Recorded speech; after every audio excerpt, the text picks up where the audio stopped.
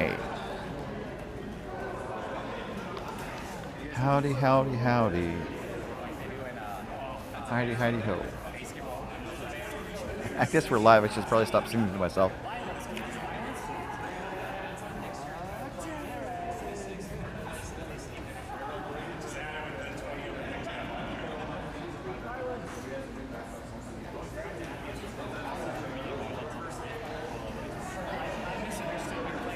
Welcome, my friends, to another 8 ends. This is the last men's pool play draw at the 2026 DoubleTakeout.com MoPac Championships. This is your host, Ryan Olson, coming to you live from the Coyotes Curling Club in Tempe, Arizona, otherwise known as AZ, to friends and family alike. Our featured game is Team Aronson taking on Team Campbell. We have a order change for Team Aronson. Aronson is not available for this game, and so they have joining the team for the draw Cayman Unterborn. He's the 5th on the team, and so we see Team Campbell get set in the hack, so that would appear that Aronson had the stones closest to the center of the house to win the draw shot challenge. So interesting situation as the playoff picture. We can talk about the playoff picture a little bit more as the game develops, but there's one game on the ice where win and you're in. Otherwise, the other playoff positions have been determined. Well, other playoff berths have been claimed. The seeding is not yet resolved. As we see the lead for Team Campbell slide out, that is going to be Paige Peterson. Both of these teams are from Coyotes, so this is another Coyotes clash. Trademark. Trademark me. No one's ever called it a Coyotes clash before, as Paige puts up a guard. And for Team Aronson, we see the lead for Aronson, Joel Calhoun, slide out of the hat.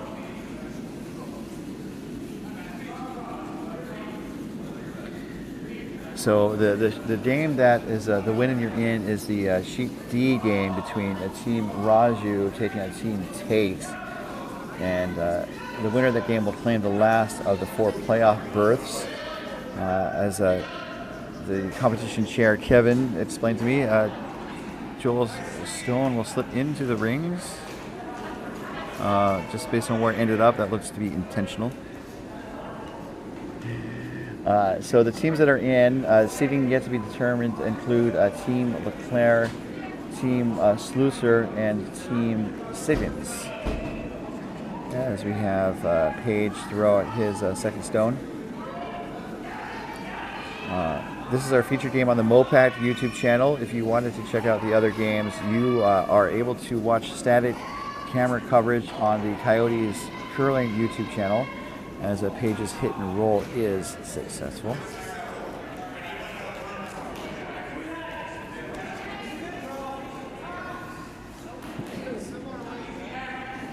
And it looks like they're set up for a draw, maybe a tap back based on where Jason Hallett has the broom. With Aronson out, Hallett is holding the broom for Team Aronson.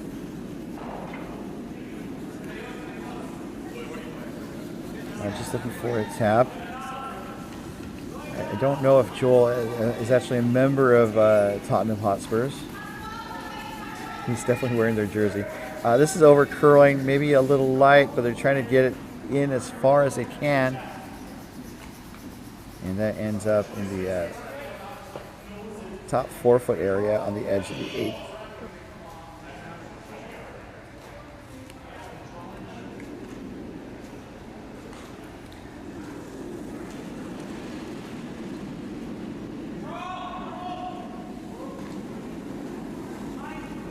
So now up for Team Campbell, this is Jared Kiesling. I know he has been sharing some social media this weekend on various pages, and interested to see what he's been able to share. What he was able to share a hit and roll out. That's what he was able to share. That was a good hit there by Jared.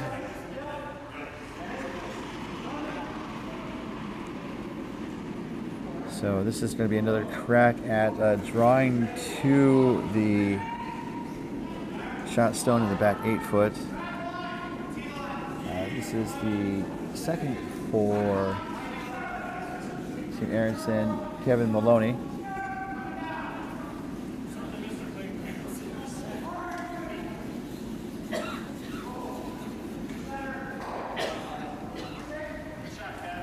And yeah, Kevin is the third. So basically, the swap was Jason Halleck moving to skip, and Cayman Unterborn moving to the 3rd position. And that freeze was successful. That looked like a great shot there from Kevin. And this is Jared's second crack at the house. He made his first shot.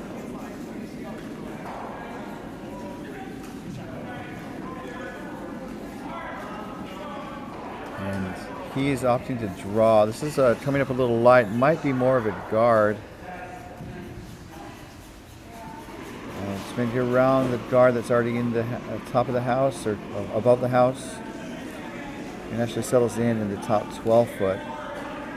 So Team Aronson has the hammer, so they could split the rings here, but they're also maybe looking to open up the center for their last shot of the end.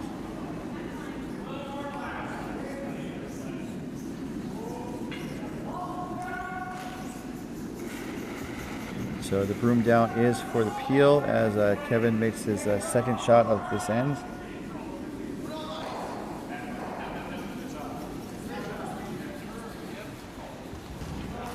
And this is looking pretty good to get at least one of the yellows going away.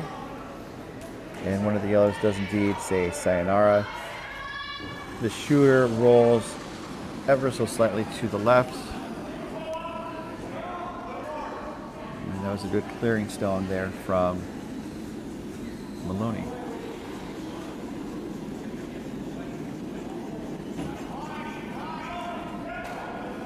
The third for Team Campbell is Josh Bernstein.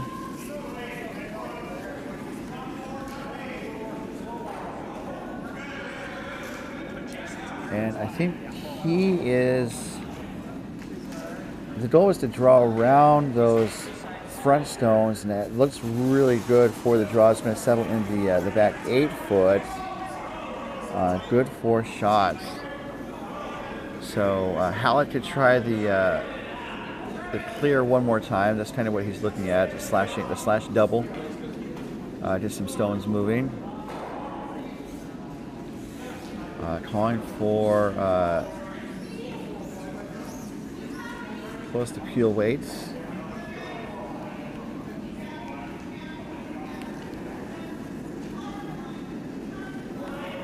Cayman Unterborn, the 5th for Team Aronson, throwing 3rd rocks in this game. Looking for the slash double. It's going to slash. Is there a double? There is not.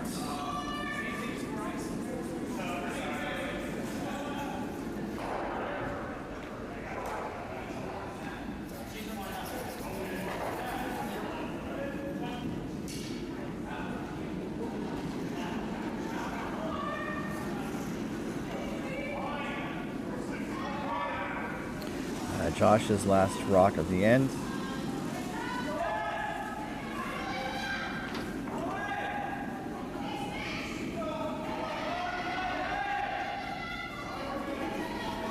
Looking to draw in another stone into the center of the rings. This one looks similar to the first,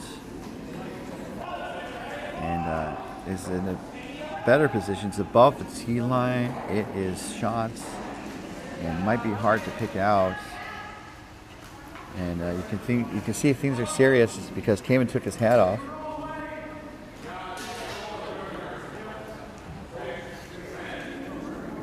Yeah, he did throw that out the window. Came in second stone. Looking to peel the guard.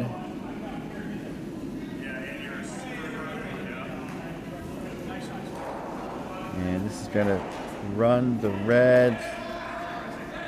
Oh, it chips the shot stone on top of the red on the left. So interesting tap raise, I would say.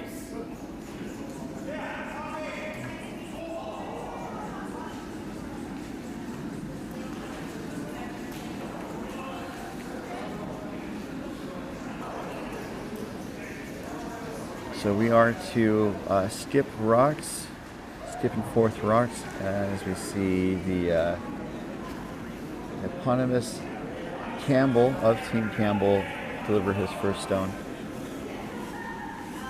I'd have to use the word eponymous in the sentence. That's always fun.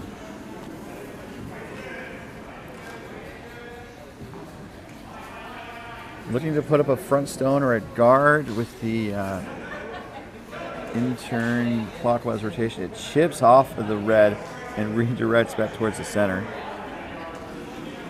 And that ends up in a really awesome place.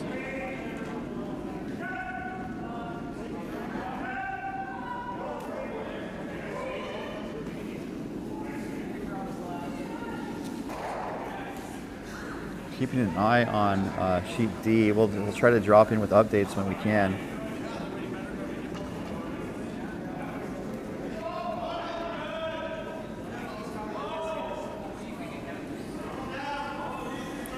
As we see Jason Halleck get set for the draw. Cayman is holding the broom for Halleck.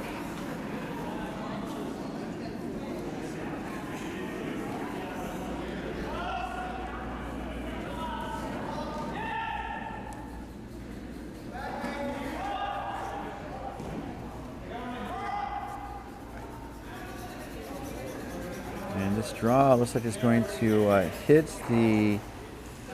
one of the yellows and roll towards the center undercover. So that looks like a really great shot there by Jason.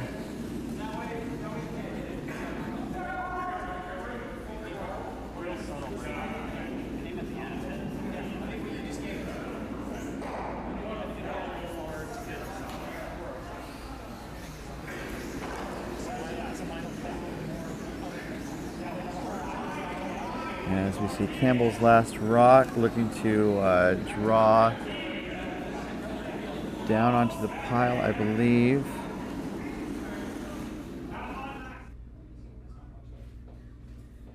So the sound might get a little wonky. Apologies for that.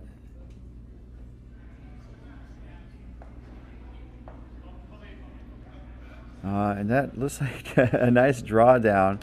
Actually, no, it tapped the red back. Looks like red is still shot.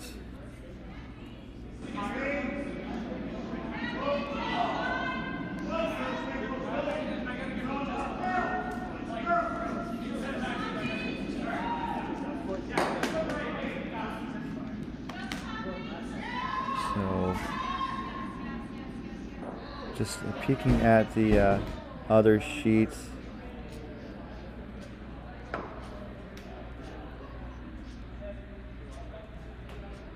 Looks like we're to skip the rocks for both shots. So let's finish this end and see if we can let you guys know what's happening on sheet D. As Jason's last shot is away. I would say that draw by Campbell was a miss, unfortunately.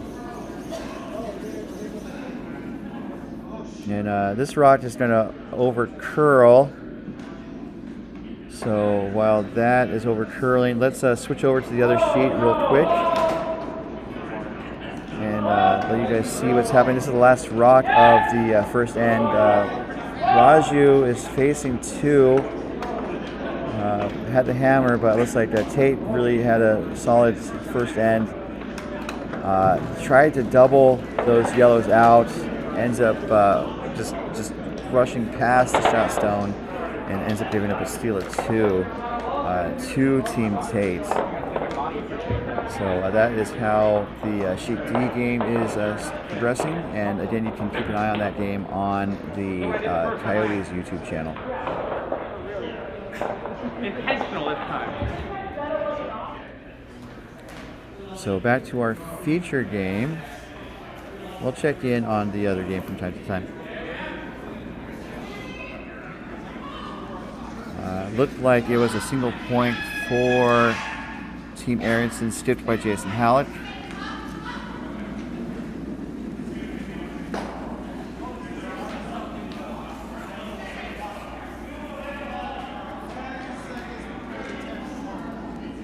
And I think actually Halleck threw that shot away, that last shot away. Not seeing an easy way into the house, which would make sense. Aronson is up 1-0 as we're about to get started with end number 2. As we get started with this end, just a quick thank you to our sponsors, including DoubleTakeout.com, offering rankings of the top men's and women's teams from around the world. More information at DoubleTakeout.com. And by Curling.gg, offering real physics simulation. There's a beta feature now where curlers can take a photo, upload it, and test different scenarios. Curling.gg. And by Endgame Curling, manufacturers of the travel handle, which separates into 3 easy sections for storage in most carry-on luggage. More information at endgamecurling.com. So the first shot of the end turned out to be a biter in the top 12 foot by Joel Calhoun. This next route coming from Paige Peterson. And it looks to be a hit, and that hit is made. And the hit replaces the stone and is now a centerline guard. This is a good reminder that we are playing with the no hit rule for this event, which means that for the first 5 routes of an end, a opposing team cannot dislodge a guard on the center line. That includes promoting into the house.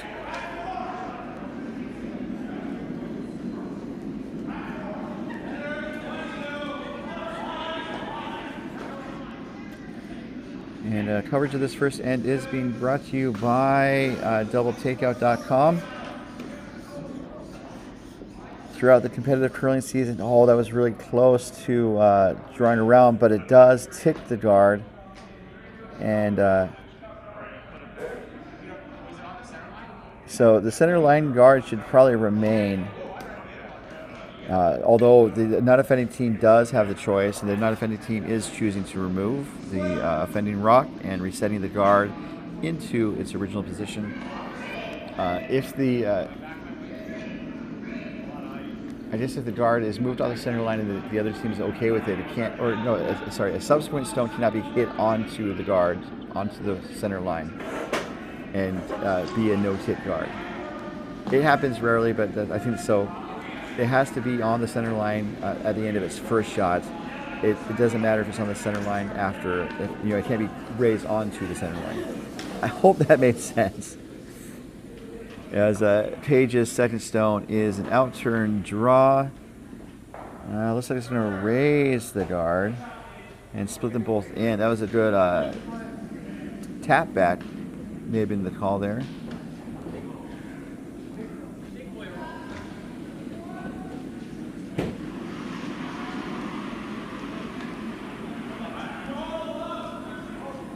So the broom is down for Kevin Maloney.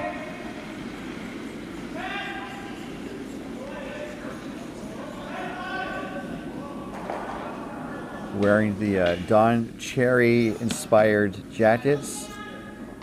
Don Cherry, a former commentator for Hockey Night in Canada. And that hit is made with a roll across the house out of play.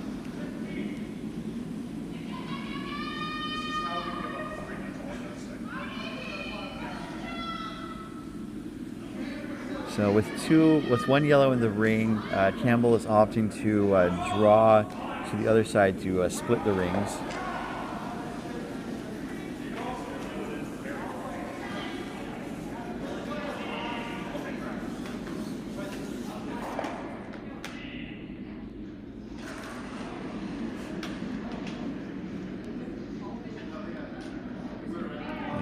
This rock looks pretty good to split. They want to kind of keep it at the same level as the other stone, but this is going to go a little deep to the back of the house, so not quite perfect, but pretty solid effort from Jared.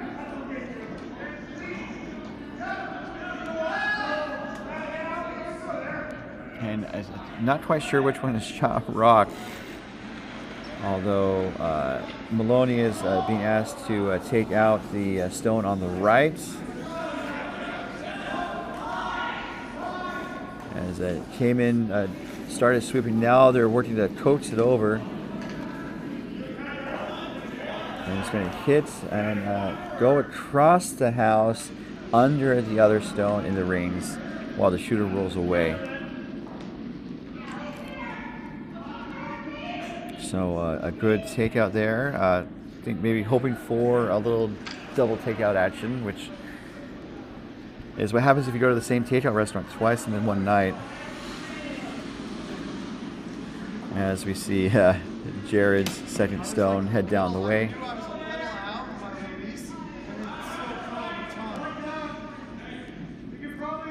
This is a little lighter, I believe, either a corner guard or top of the rings. And this is going to be top, just outside the rings. Super tight guard. And so with only one stone in the rings, Hallett is asking Kamen to take it out. Just like someone to prom, apparently.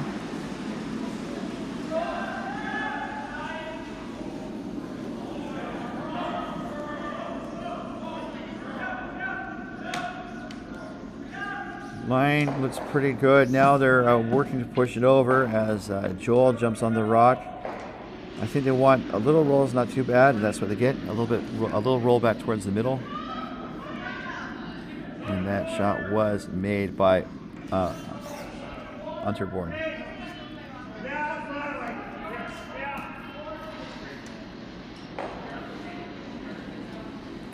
Josh's first rock of the end.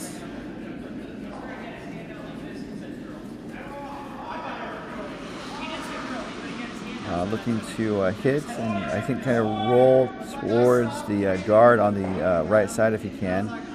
And again, just a slight roll there. It seems like both teams are trying to get under the cover of that guard as Josh's takeout was made successfully.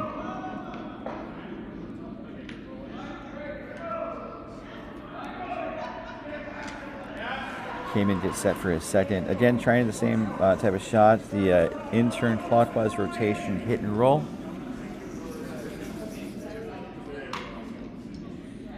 Ice has been interesting this weekend. They apparently did a flood ahead of the event and sharpened the stones.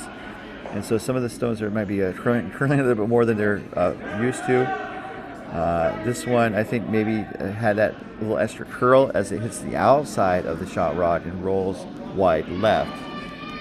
Not a bad outcome regardless.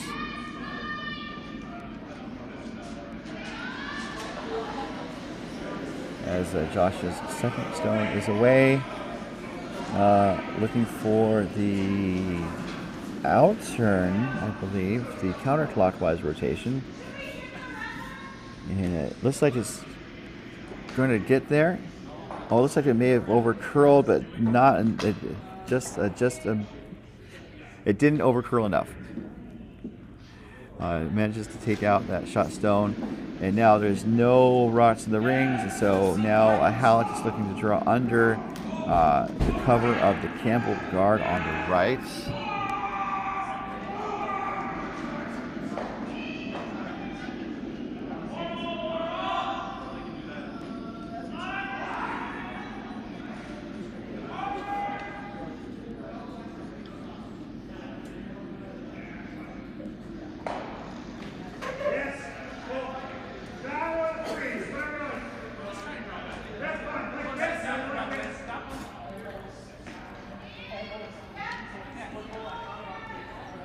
So looking to draw around the cover of the corner guard.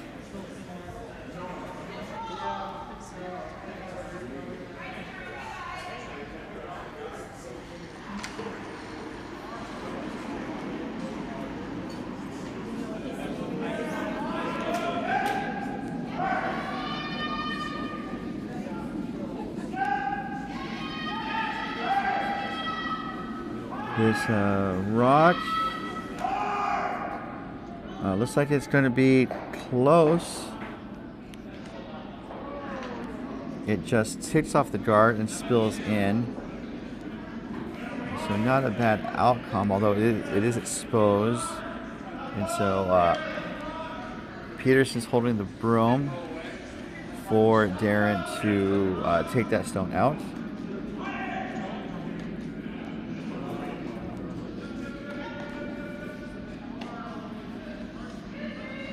Sheet D looks like it's heading towards a blank. There are stipstones to go on that sheet as well. I know some places they offset the games, so it's easier to jump between the games in terms of coverage. I kind of wish we may have done that. So looking for the takeout with the outturn. And the shot's made. The shooter's going to roll across the rings out of play. So he would have liked to stay, but he's not sad to see them go.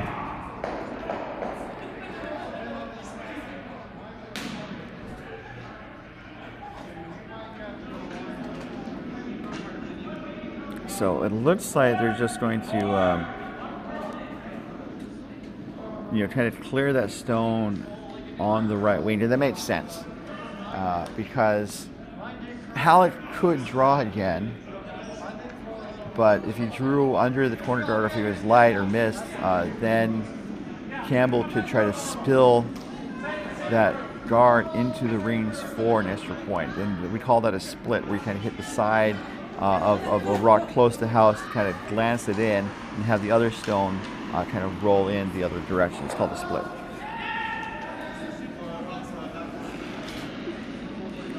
Calling for some sweeping.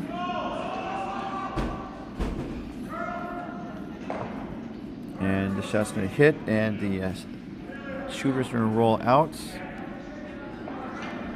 So that shot was successful. And so now it's going to be a throw through. And if you're scoring each shot, this does not count as a shot. Going for the blank. I would be surprised if it sticks around.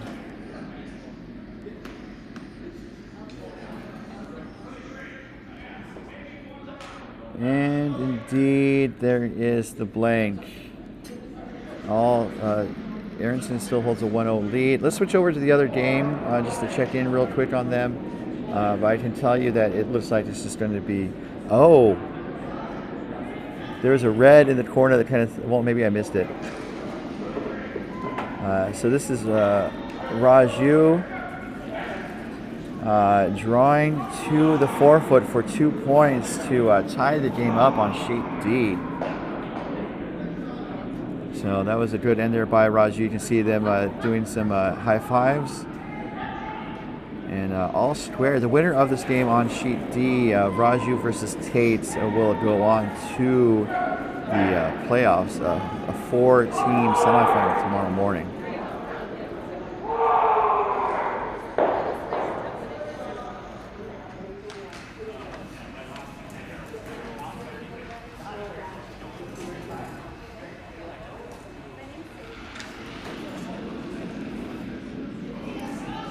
So, just juggling cameras there. Aronson is holding on to a 1-0 lead at the start of the third end.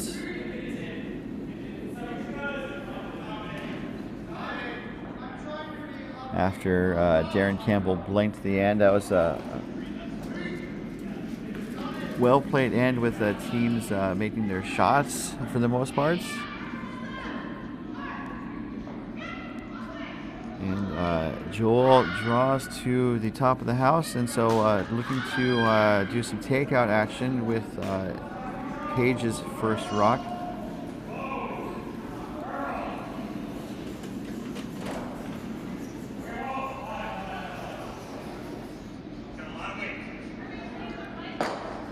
And it's going to do a hit and roll away. The shooter's going to stick around in the top of the house. And coverage of this end is being brought to you by Curling.gg, proud to be an official sponsor of Team Canada's mixed doubles champions, Brett Gallant and Jocelyn Peterman.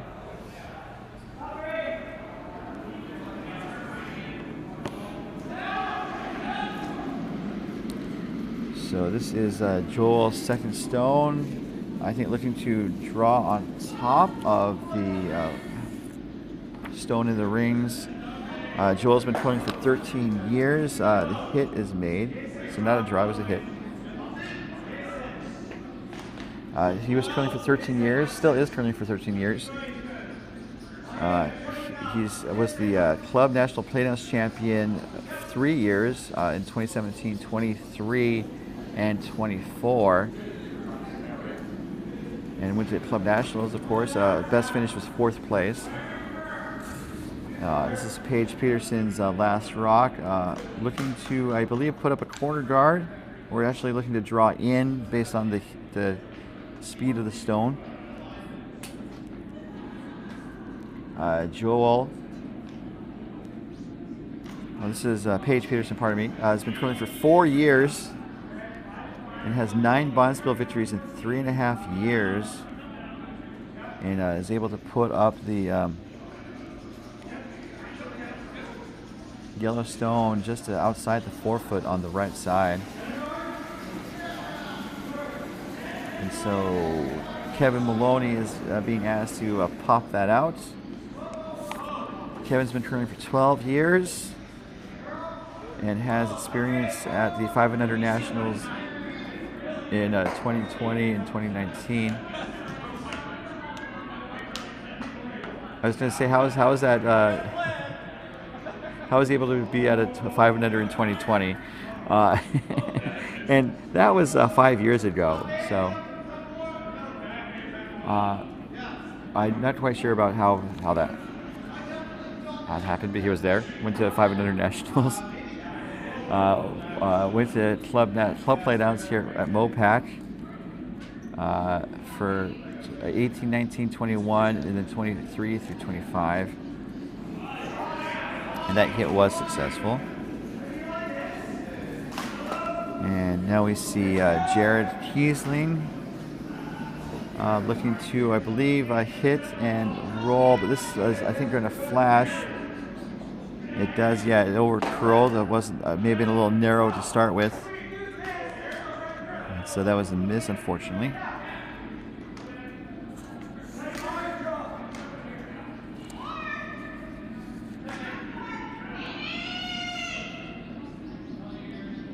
And so now Hallett is just piling rocks in as Maloney is set to draw to the top 8-foot in line with the other 2 stones already in the house. Maloney was the inaugural MoPac 2500 champion in 2022, also the 500 champion in 2019. That was my first 500. It was a lot of fun. It's such a busy weekend, and these weekends are all so busy. It goes by in a blur. But that shot was successful. It goes a little deeper than they may have wanted, so there's a very thin hit and roll there. But it's really hard to have done that shot any better. Jared Kiesling's been curling for 4 years.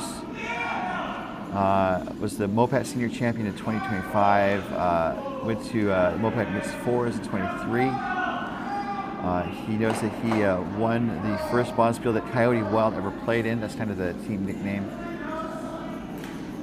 And there's some other fun facts that, depending on which side of the rock you are, it's fun or not. So the hit is successful on the outside wing. It rolls under the shot stone, but it does clear one of the rocks. So one of the fun facts that Jared has was he was part of the 2025 Golden Wrench, quote, blowout game of the week, losing to Ontario's Team Epping 11-0 in 4 ends. So they were very efficient in how they lost. And with one of the rots of the wings gone, Cayman Unterborn is going to draw to put up a front stone, going for more of a guard. Although if it goes to the top of the house, it wouldn't be too bad. But this is going to go right next to the shot stone, so that is going to be a miss, as it sets up a double for Josh Bernstein to take on. Josh has been curling for 4 years. Was part of the Playdowns in 23-24. Was kind of just happy to be there in 2023. Not able to not to win, but ended up as a runner-up last year, or 2 years ago. Some fun facts about Josh: his go-to fast food is Panda Express. And oh wow, look at that double.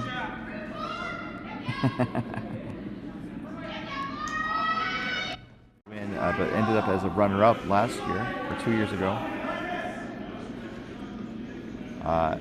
Some fun facts about Josh: his go-to fast food is Panda Express. And oh wow, look at that double.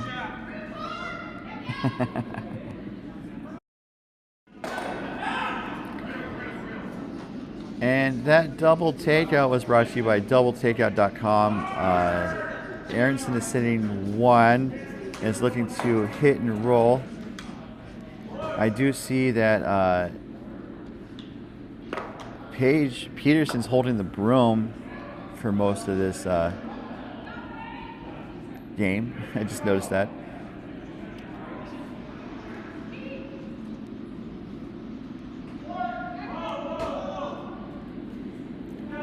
And we have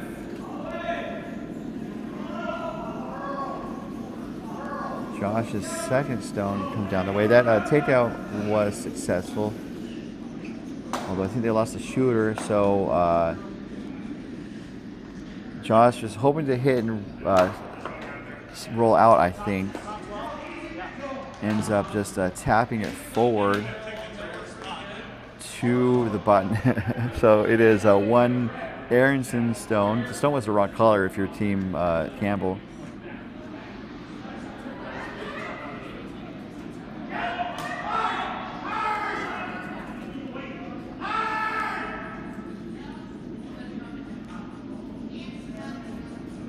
So it looks like Halleck is going to try to put up another front stone.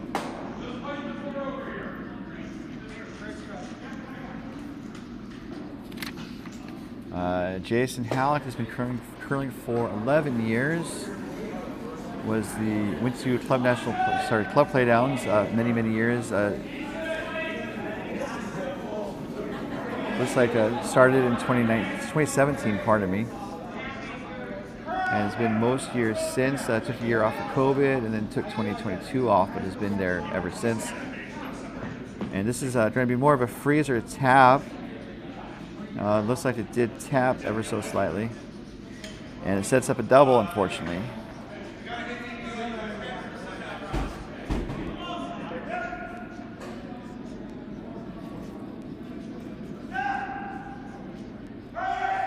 So sliding into the hack, we have the skip for Team Campbell. This is Darren Campbell. He's been curling for 4 years. So basically, I think Coyote Wild's been a team for those 4 years. Was the 2025 5U national champion. Looking for the double here.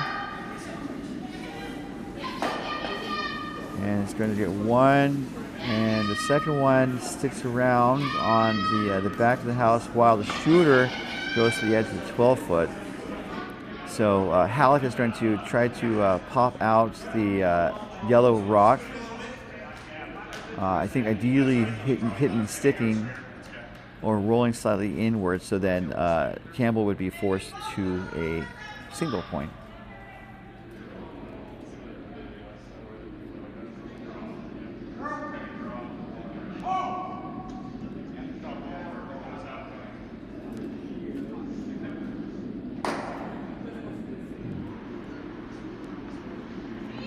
So Halleck's rock is underway.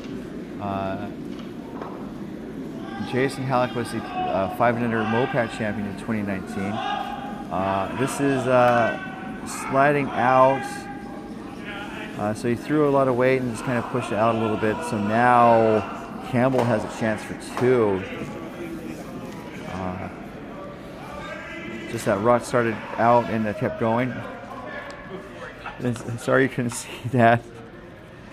I've been pretty good about the camera angles. This has just been tricky, this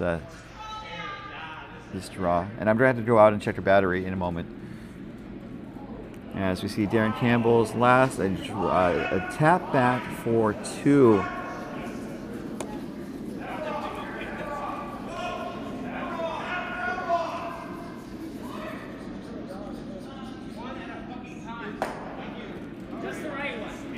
And that shot was made, and that is full points for Gryffindor. And Campbell was happy about that as he slides down the ice. Paused in the action. We'll be back as we continue with our coverage of the 2026 DoubleTakeout.com MoPac Championships. Just clearing some stuff. Apologies.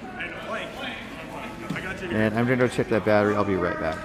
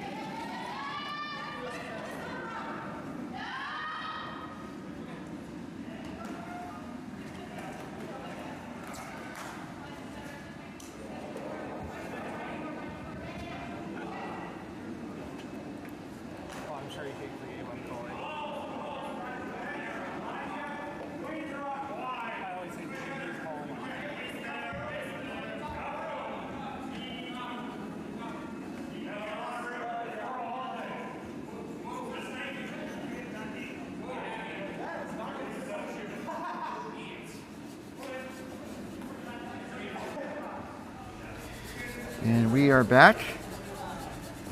Thanks for letting me go fix the battery situation. I had to push a button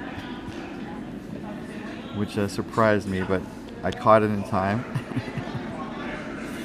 And we have rocks in play here in the fourth end, where the score is 2-1 Campbell over Aronson. Aronson currently holding the hammer. We're going to take a fourth end break. Well, after this end, we'll take a 5-minute break. And we'll see how quickly I can eat a pasty. Thanks to a member, like a curler at this event, they were able to get me some food. I definitely appreciate all the generosity of everyone involved at this event, from the volunteers to the participants. People have definitely expressed their gratitude to me, and I'm appreciative of it. Definitely want to help showcase the curlers in this region and showcase them to friends and family and fans alike.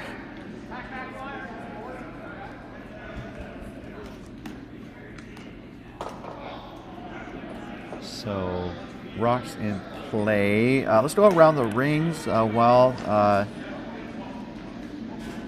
Jared delivers his next rock.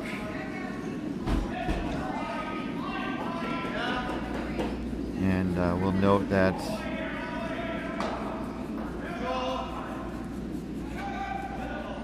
coverage of this end is being brought to you by Endgame Curling. Elevate your game with Endgame Curling. Reach the next level with Endgame's leading edge curling brooms and accessories, including 100% carbon fiber brooms with either a 7.5 inch or 9 inch head. A no grip silicone grip sleeve gives users unparalleled connection to the broom. Learn more at endgamecurling.com. And we have Kevin delivering the rock here. There's a lot of Campbell yellows in the house. I'm thinking that they're going to try to get at least a couple of these Campbell yellows to go away. As the rock is heading down, I think it's going to be, well, this is more of a draw freeze as Cayman tries to push the rock over. Just a bit of a tap and roll back to the forefoot, almost in front of the yellow, so there's a little bit of backing. On sheet A, Team Feldman is up 2-1 over Team Juilliard from Coyotes. Feldman is a wine country rink.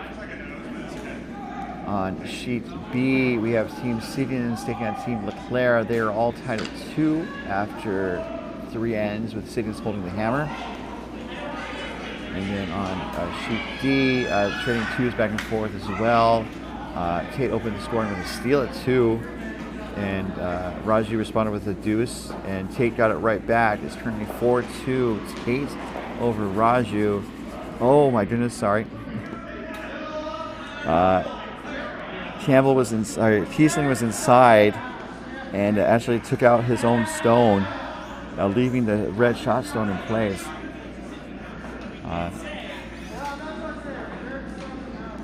All those games are available for more information at vonspieler.com. That also includes links to the video streams. The feature stream, of course, is on the MoPac YouTube channel, and the static camera streams are on the Coyotes Curling YouTube channel. And we definitely appreciate Coyotes for having their upgraded video system. It's been a great improvement, and I think a long time coming. I think it was just a matter of finding the right resources and the right cost to make it happen.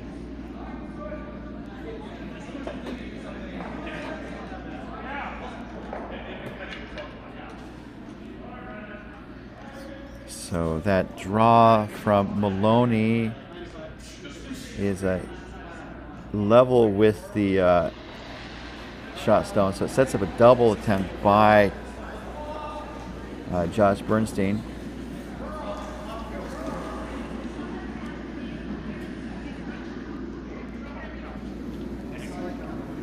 And it looks like he's going to get 1. Is he going to screw over and get 2? It taps the red.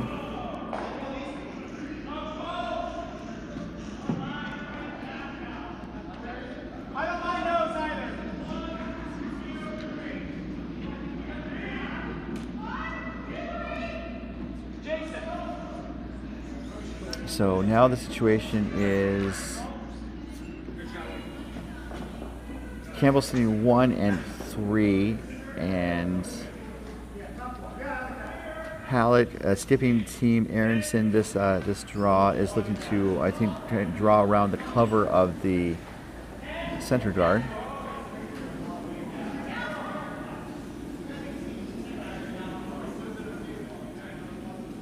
I take that back. It's looking like a hit. They don't want to jam, and they want to have a slight roll towards the middle, and they get the roll. So it looks like a good takeout there by Cayman Unterborn. Cayman has been curling for 7 years. This is his second MoPac men's playdowns experience. Went to 500 nationals in 2020. And has several championships under his belt, as we see Josh's second rock coming. He's a 3D printing hobbyist and is a big chili head. He loves the spice. And 60% of the time, he makes his shots every time. And this is going to be part of that, it might be part of that 60% as it crashes the guard and then spins over to the other guard on the right. Almost made that shot.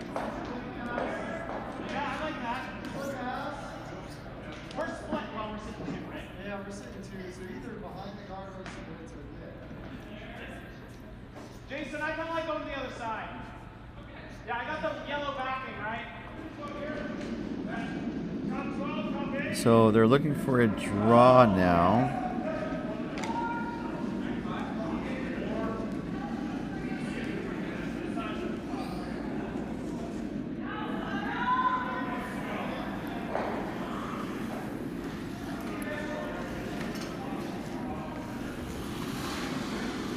I think hoping to split the reins in the back of the house. This is carrying a little bit. It needs to sit down if they want to make the shot. And it does sit down in time. That looks like exactly where they wanted it. If it's a sliver high, they might try the slash. Well, not necessarily slash. I guess it's sort of a slash. The in-off double.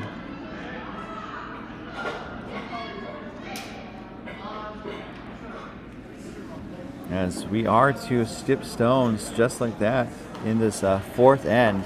Time comes at you fast. That sounds like it could be a line from a movie.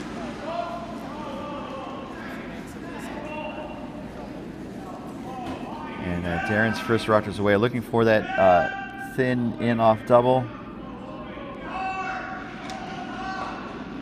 Looks like it might be over curling slightly, and it just noses the red in the rings.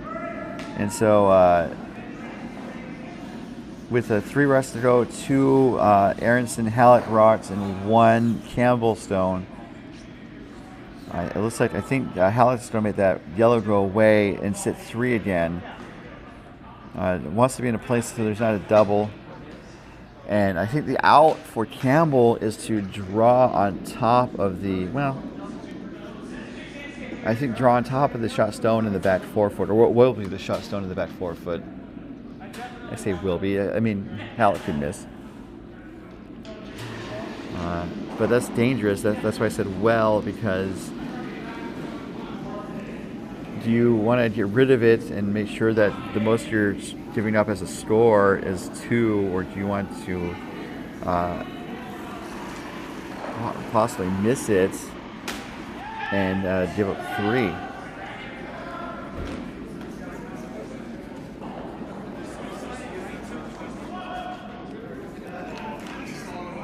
So looking to tap out. Oh, that did that go sideways on them? It looked like they took out their own stone as opposed to the Campbell rock, and it could just be a matter of the wrong turn. I would, for that line, if they did the clockwise, intern release, they may have made contact, and I think that may have been what happened. And so now opportunity shifts to Campbell, where he could be sitting 2 across the width of the 4-foot circle, the star in the Arizona state flag that comprises the rings here at Coyotes.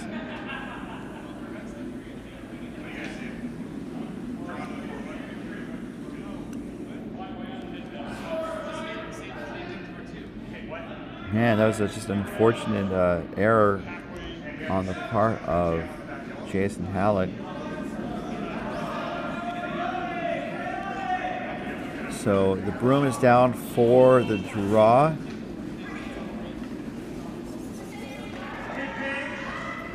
And to kind of flip it around, would Campbell want to hit out the red and make it harder for Hallett to score 2? And I think the draw is the shot.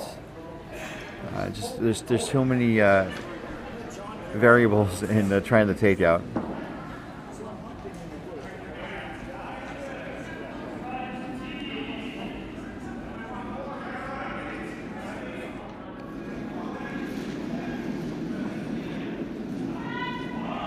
So this is going for the draw. I guess they have a little bit of backing with the red on the right side if they needed to.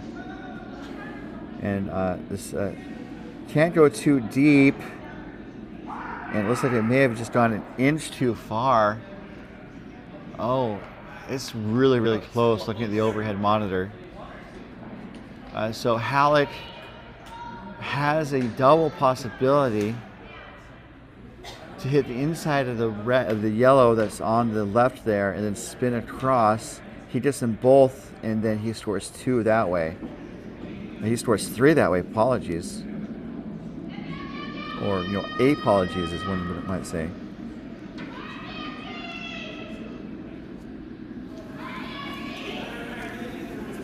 So skip stones on sheet D as well as our sheet. Raju is drawing against 3 yellows, down 2 right now, looking to take 1 back, it appears. As Hallett's shot is away. This is looking pretty good. It's going to hit and roll in, so not the double, but good for 2. And retaking the lead here, 3-1 at the break.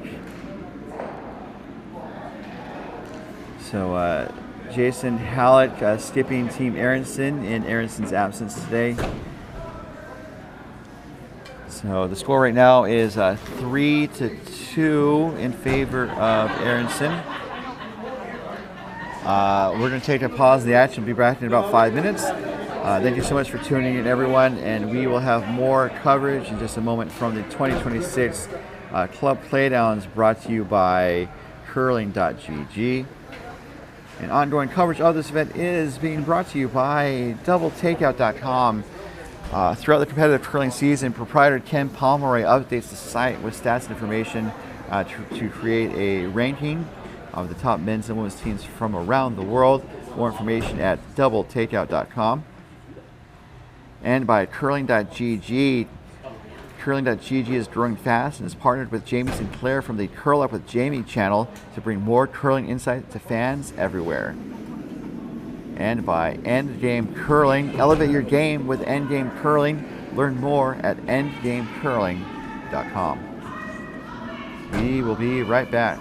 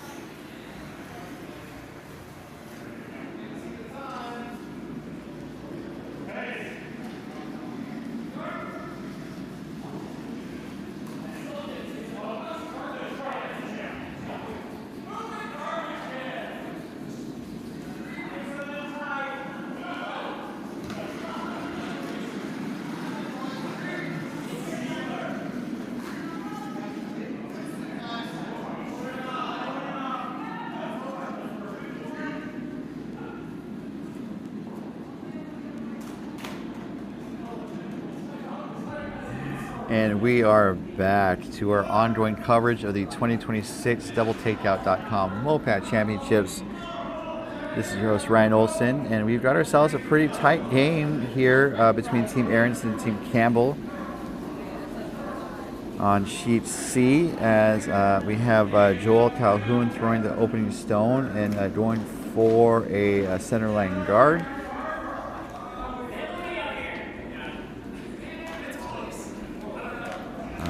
Not quite sure. It looks like it's on the center line.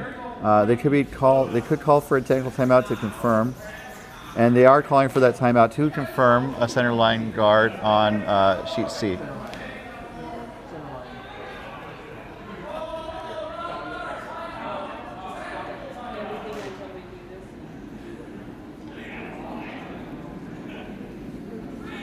So they're going to go take a look at it.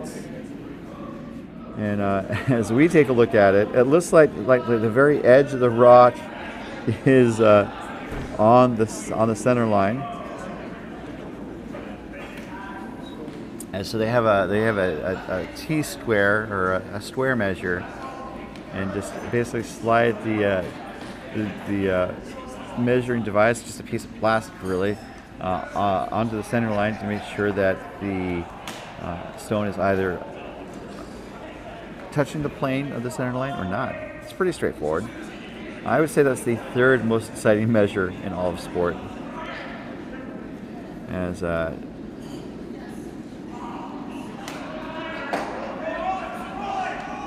looks like Kevin indicated that the stone is not on the center line. I believe. I'm not entirely sure that was the signal. We'll confirm that in just a moment. As we have a Page throwing the second stone.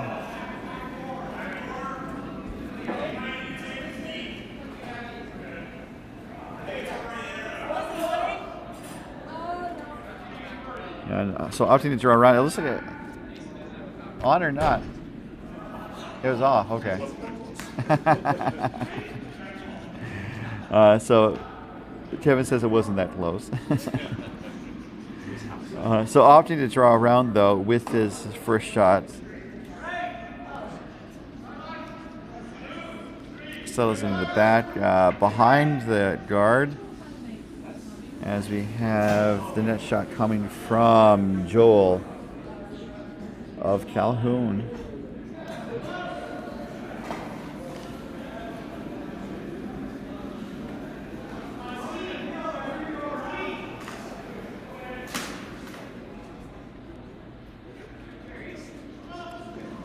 So looking to draw around that guard as well. The line looks good. The question is, where is it going to end up? And that looks like it's going to end up in scoring position in the top 4 foot. That looks like a well-placed shot by Joel.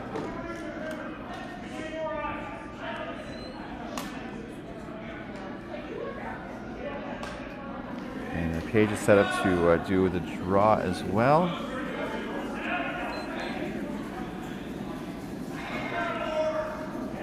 And let's see the time on that shot. I think the curlers were saying that the ice speed has been variable throughout the weekend, which happens. I got about 15:09, and we're sweeping the disc to the full 8 foot, and that is exposed. So Kevin Maloney is going to be asked to take it out. I think with a hack weight hit.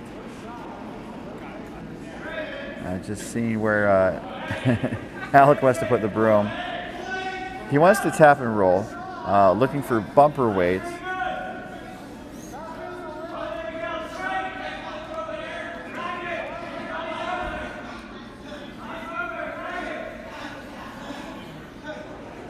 So Maloney did not like that call and is opting to draw,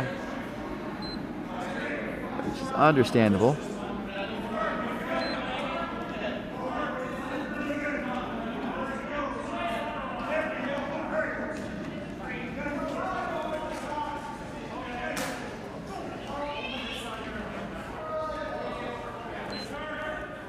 rock was mid 14 seconds.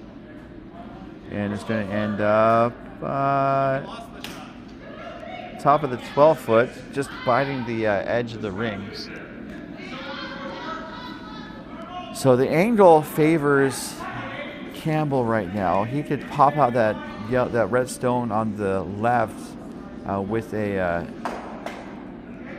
good shot. I would say board weight. Maybe one reason why Maloney didn't like that the takeout proposal was the fact that the chances of it jamming and wrecking on the shot red were so high. So Jared Kiesling is in the hack.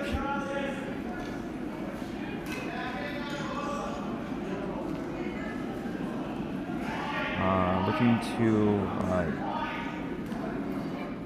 draw as well.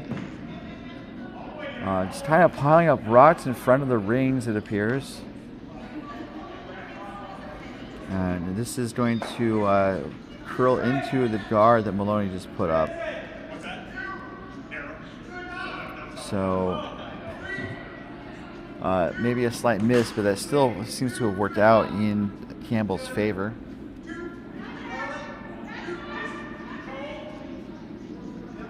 So looks like Maloney's being asked to hit.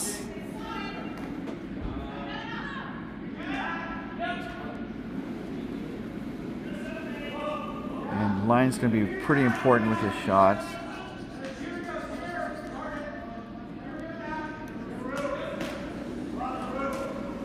Going to hit and roll towards the pile. They didn't want to raise the yellow at all. They managed to roll on top of the yellow. And so it does take away that very makeable angle raise.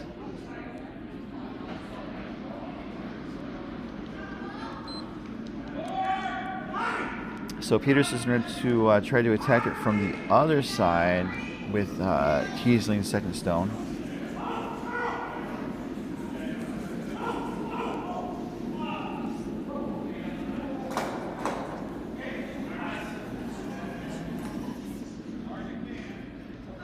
I guess if they peel the guard, that's not a bad outcome.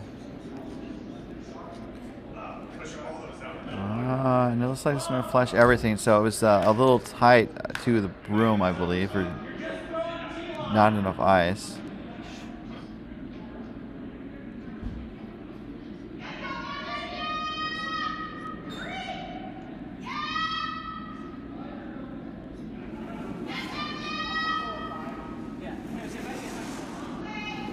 So came in underborn in the hack.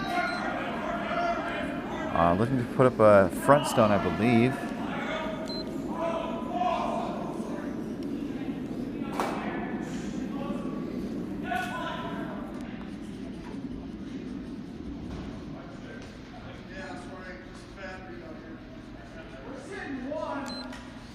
$15 even. And that looks to be consistent in terms of timing to reach the top of the house. So a very interesting cluster of stones building in the top of the house. Right now, the angles seem to be favoring Aronson, being skipped tonight by Jason Halleck.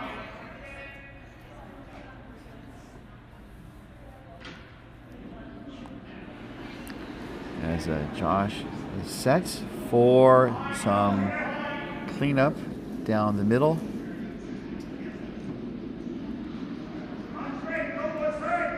It looks like it's going to be on the red guard. Raises the red guard and clips the one of the reds and moves some stuff around, including kicking that yellow into the open. So kind of bringing that raised takeout back into play.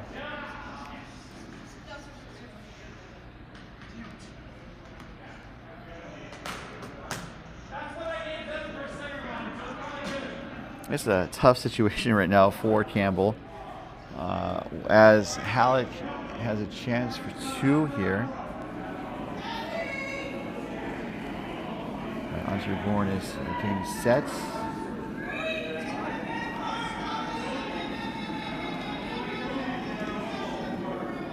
He's got several championships under his belt, including at Coyotes the Spring Training Championship in 2023 and the Hotter Than Hell Champion in 23-25. And also was at the Sliding to Home Bonspiel, winning that event at Cincinnati Curling in 2023. So this shot is a front stone, needs to get over the line, and it does. I saw Maloney kind of exchange fist bumps with Calhoun, and they took a big deep breath. Maybe catching their breath after that shot. So the center is fairly well under control, and so it looks like Campbell and Peterson are looking for outs and looking at maybe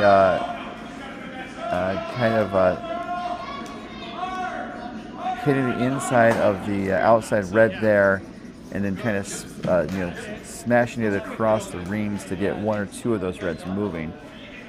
Very tricky situation.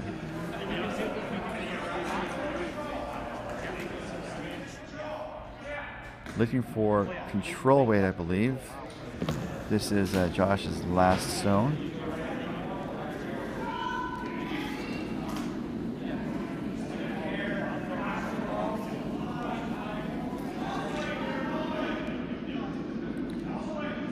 So actually opting to go down. Ooh. They are going down the middle. Looks like they're going to hit one of the reds. Gets two of the reds moving, three of the reds moving. And one of the reds jams on the back yellow and clears the yellow. And so right now, it definitely changes and improves the situation for Campbell, where Aronson was sitting 2, and now it is Aronson sitting 1 and 4. 1, 4, and 5, while Campbell is sitting 2 and 3. So it looks like they're looking to clear that yellow stone, which makes sense. I was also thinking they could clear the yellow on the right now, and hit and roll, and possibly brings the red on the right into play. Well, the red on the right scoring right now, so that might be why they're trying to draw play to the other side.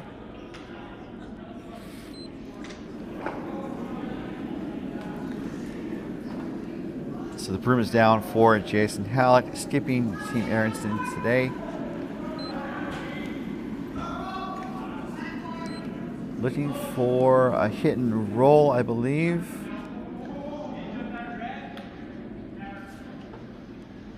This is going to hit, and they asked if it's going to jam, and it does kind of jam, but also it deflects off of the yellow and rolls both stones out of play. So not a bad outcome for Jason Halleck.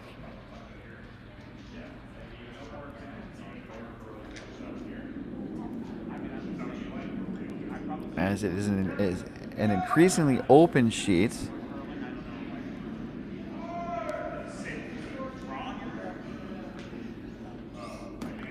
And Campbell has the hammer this end. So Campbell has 2 more shots. I was thinking that Aronson had the hammer, but they do not.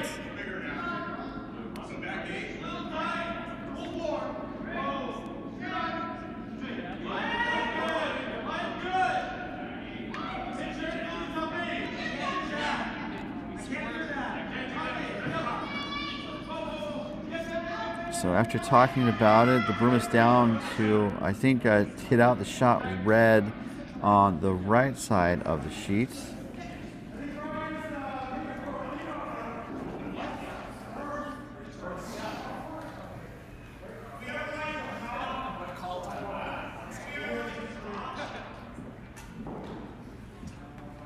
So they're considering the draw.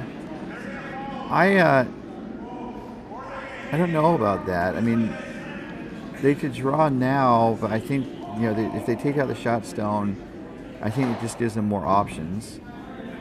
And Peterson took a look at drawing on the other side and kind of moved the broom back to the other side for the takeout without a lot of Struman drawn.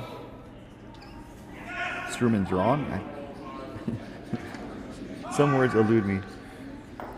So this is going to hit the yellow first, and then bounce back onto the red, and hits the red back to the 8-foot. So that was a great soft tap back by Darren Campbell.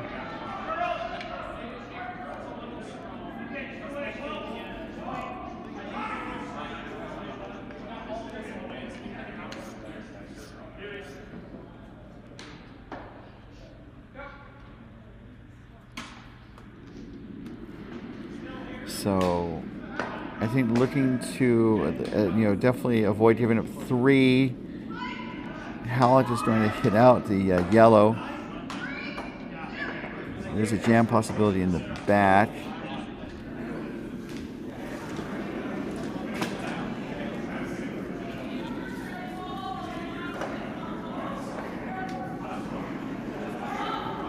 And Jason's stone is away.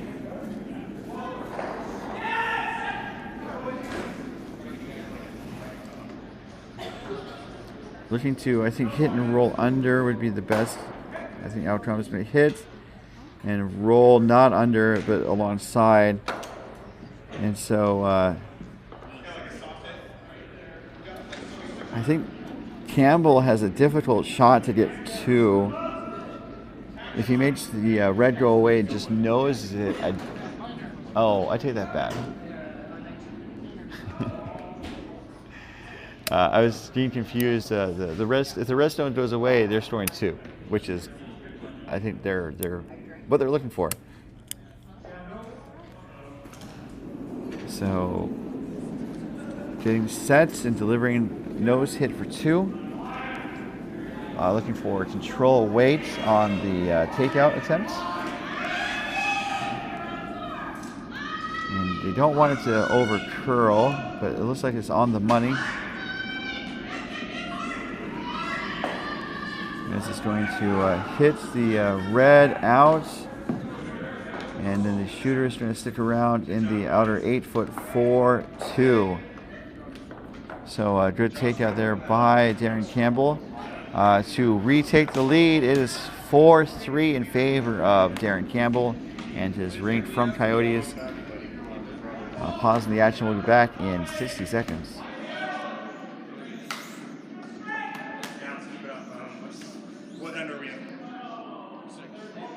Can I hang this? Yeah. We like to steal here if possible, so I think we do a 7 guard so we can have the hammer in the 8, right? So we can steal.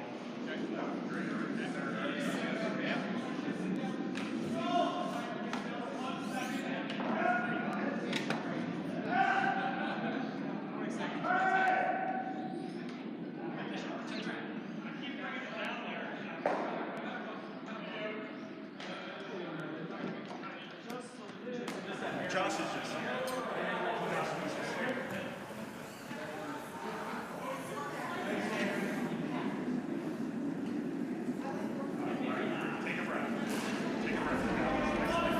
And we are back to our ongoing coverage of the final men's draw of the men's pool play draw. We have playoffs tomorrow. And Paige Peterson is getting set for his first stone. He's already delivering it. So the game that is the turning point game is going to be on sheet D. The contest between teams Raju for San Francisco and Team Tate. The winner of that game will claim the 4th and final playoff spot at this event, and we'll keep playing Sunday morning.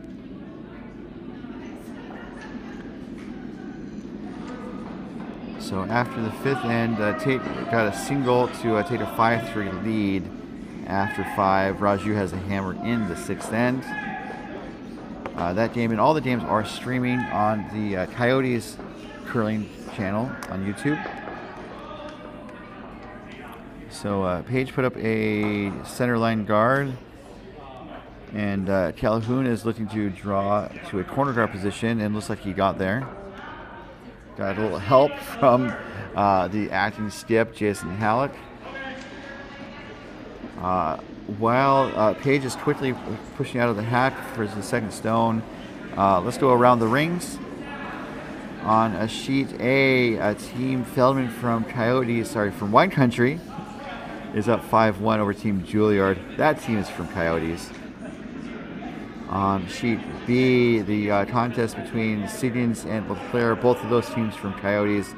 It is currently Siddons up 3-2. In the sixth end, LeClaire has the hammer. That draw round is about half buried. So it looks like Calhoun is being asked to draw around the corner guard on the left. On sheet D, we talked about it before. Tate got a single in the fifth end to take a 5-3 lead over Team Raju. The winner of that game will advance to the playoffs. The other team, so the teams that are in the playoffs are Team LeClaire and Siddons. The seeding remains to be determined. And then the team that is also in but off the ice is Team Slusser. And that draw around the corner guard was pretty good. They probably wanted it to be maybe a smidge deeper to be shot. But a good throw there by Joel.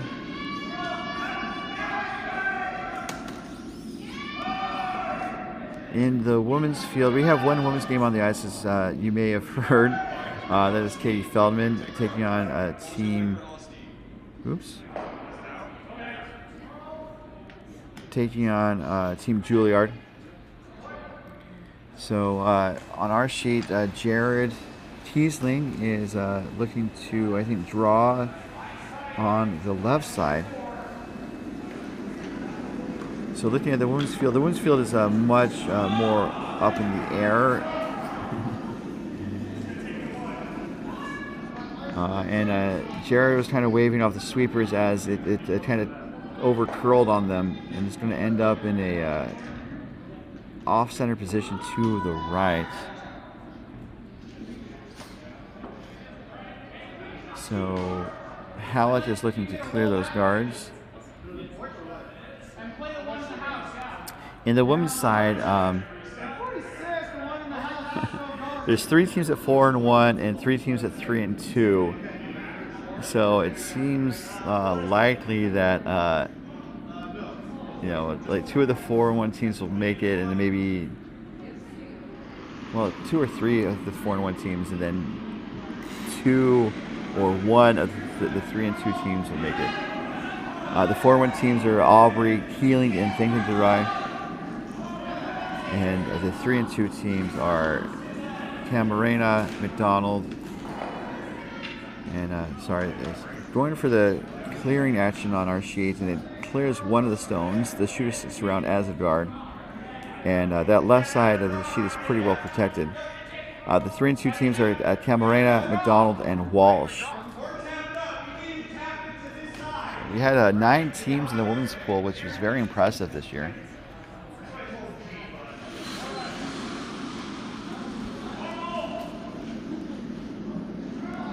So with the left side blocked off, it looks like Peterson is asking Jared to draw around.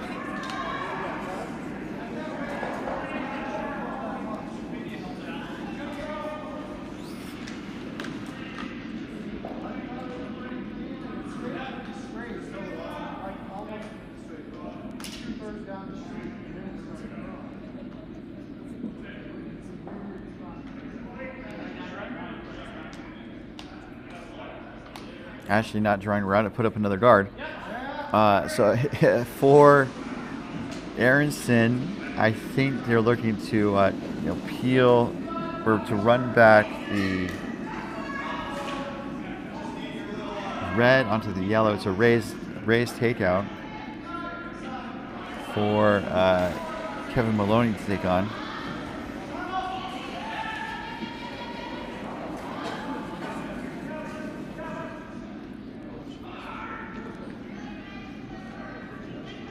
It looks like it's over curling on them, so it looks like they're probably going to clear the guard. And the yellow is exposed.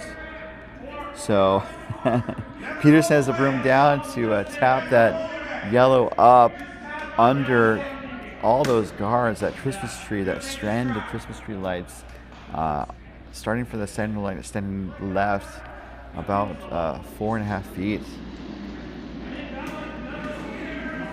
So looking for a draw tap.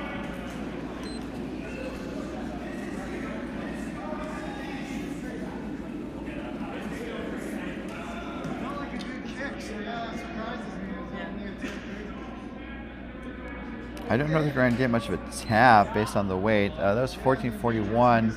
It looks a little light, but they're going to get a tap.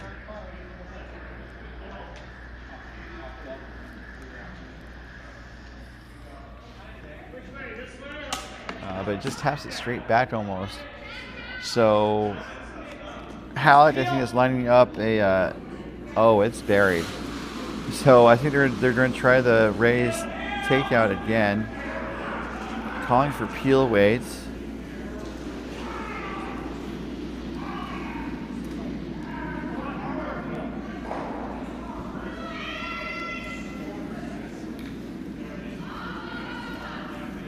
This is a Cayman Unterborn.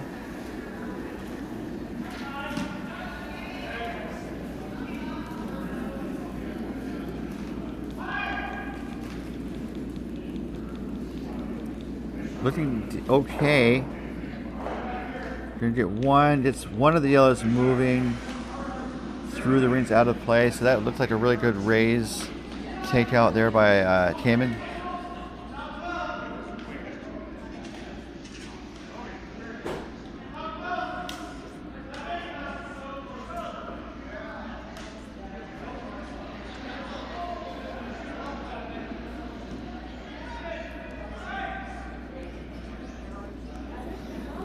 So very quickly, Josh is out with his second stone. I think looking to put up a front stone guard.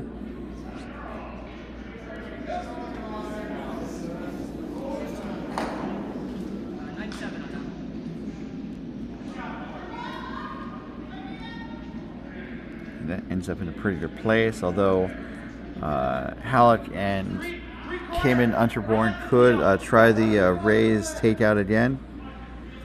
As it looks pretty open to try the raise.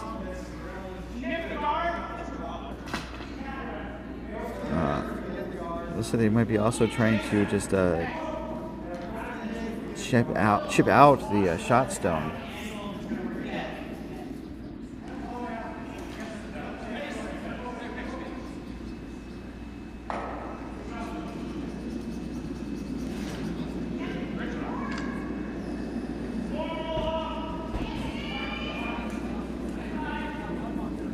So looking to peel out the shot stone. This is on the guard. It hits the guard and then deflects the yellow into the rings. So there's a double there now, and so I imagine Campbell will want to close that off. So not a bad outcome.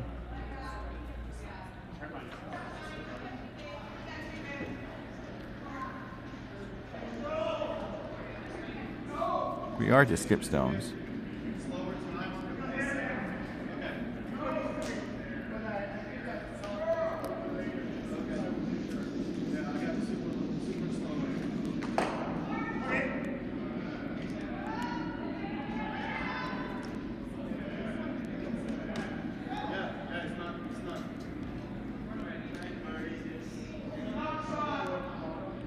So yeah, looking for front. So they also are maybe considering drawing under all those guards.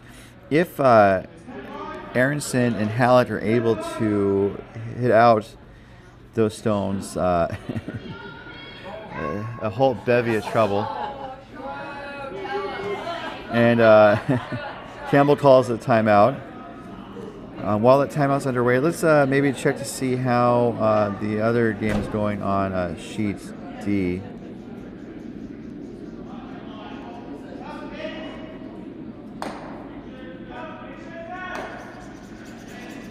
So looking at sheet D, we are to skip stones. Raju is throwing his first, so it appears that he has a hammer. He does. Tate is out 5-3 on this game. And there is a decent amount of yellow in the rings, although there's a Raju counter in the lower right. So it looks like he's trying to just draw around those guards and front stones on the left side.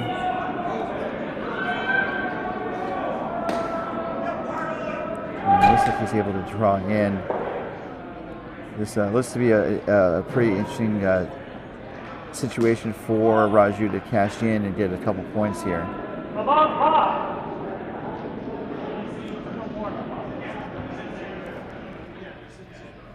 We'll return to that in just a moment.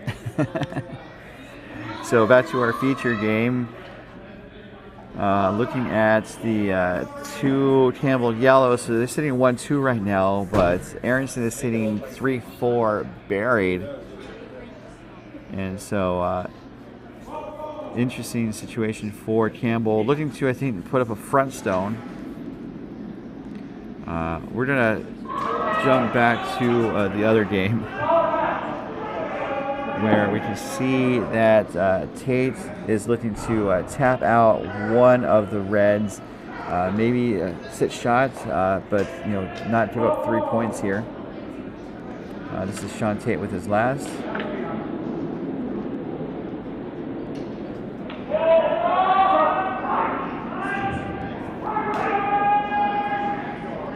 On our sheets, the draw is away by Campbell. And looking to hit, I think maybe they could do the double too. There's a hit, and it's going to roll on top of the red and tap it out. The double is made. Brought to you by doubletakeout.com. And Sean Tate was pumped up about that. And so Raju has a draw for a single. So we'll keep an eye on that, as I said. Darren Stone over curled, and so the double is possibly there to open it up, and then see what happens in the next two rocks. So as they talk about it,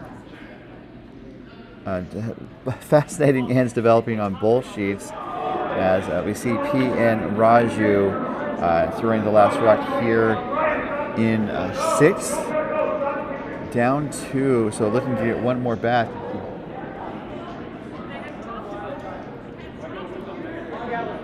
As we have the front end for Raju sweep the stone. And it looks like it's going to be close. They need to be full 8 foot for the point, and they do get there. They get to the top 4 foot. So they are within 1.54 after 6. Back to our game, as we have Halleck in the hack, looking for a double.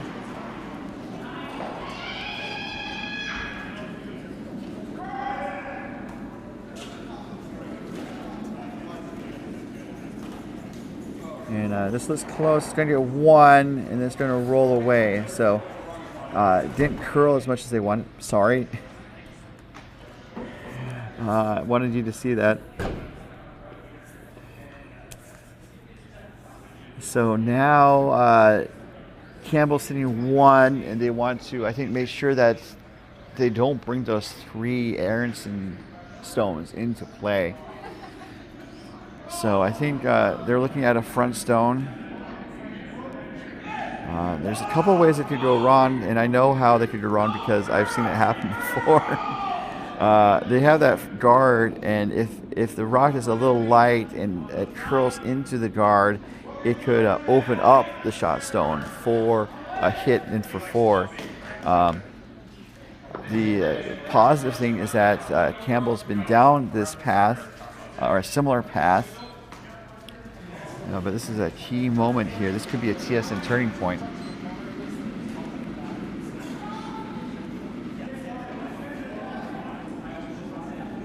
What was the ice last shot?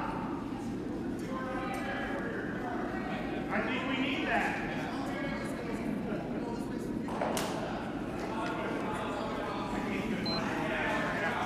So Paige was asked to move the broom out, and he moved that broom out even more. So Darren does not want to crash. He wants to make sure that it gets there. And so this is his last rock without the hammer. Sitting one, wanting to make sure that that one holds.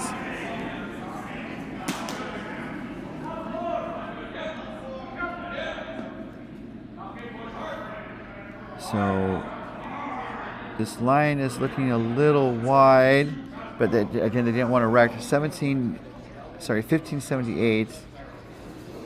And that is not going to curl back. And so there is a little wee teeny itsy bitsy gap for Jason Halleck and Team Aronson to pluck out that shot stone and score 3. I don't think they're going to keep the shooter with how that port is set up, but just peel that shot stone and score 3 and jump into a 6-4 lead. Which is just very fascinating how this end developed in the at the conclusion.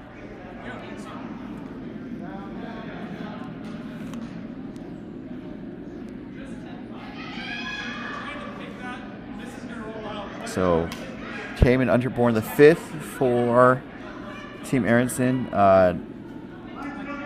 filling in as the skip. Sean Aronson was not available this draw.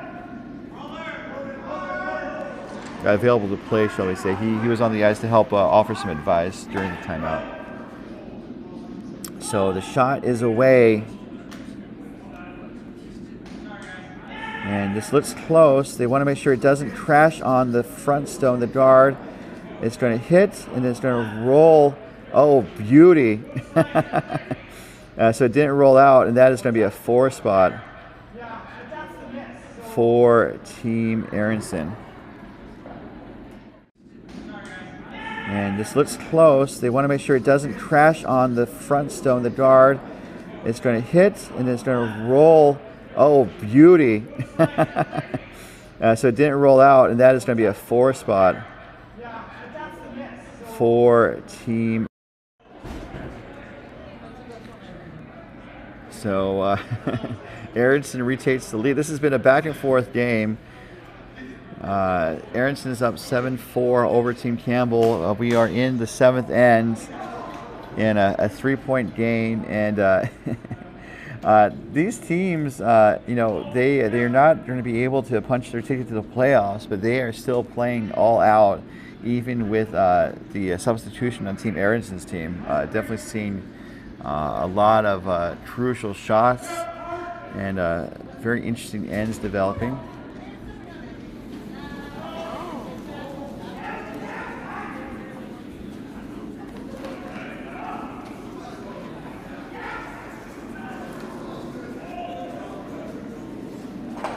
And it's the start of the end. We have Joel Calhoun pushing out of the hatch. Oh, yeah.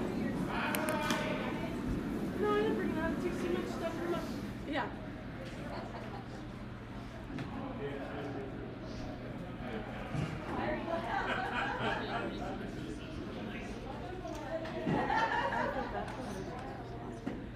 And that rock will go into the rings by the tee line. That was a good draw in by Joel.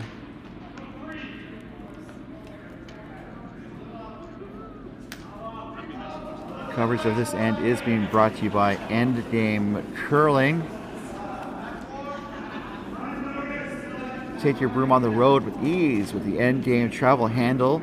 Its 100% carbon fiber 3-piece travel handle is built for convenience and fits most carry-on luggage.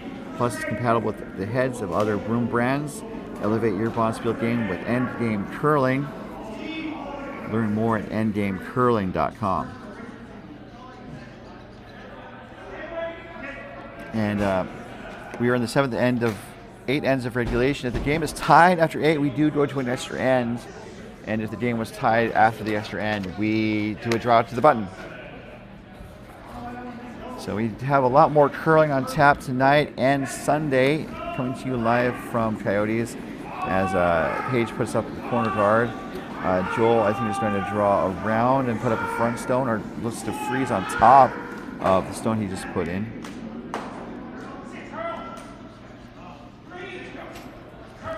So after this game, we have one more game tonight at 8 o'clock, the women's last game of pool play.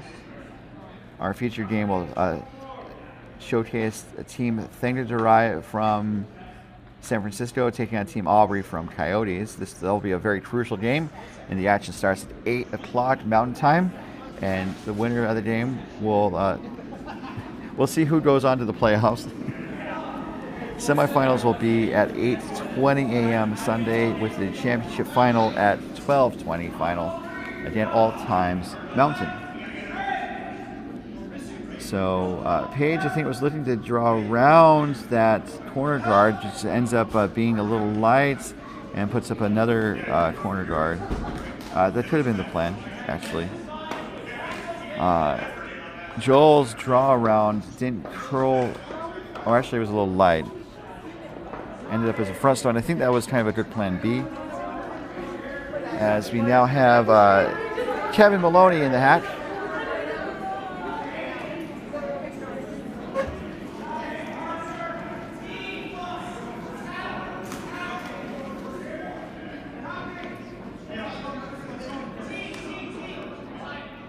And looking to draw to the shot stone from the other side, and this looks like it's on target. Actually, it's going to get around the guard. It's kind of in between the guard and the shot stone. It's good for a second shot. And so Peterson does the I don't know shrug. That was a well-placed rock, though, by Kevin. And so with those rocks somewhat protected, Paige has the broom down to peel the guard, and no one is wearing a banana suit in this warm room. I view that as a missed opportunity. As Jared's shot is away, the first of this end for him.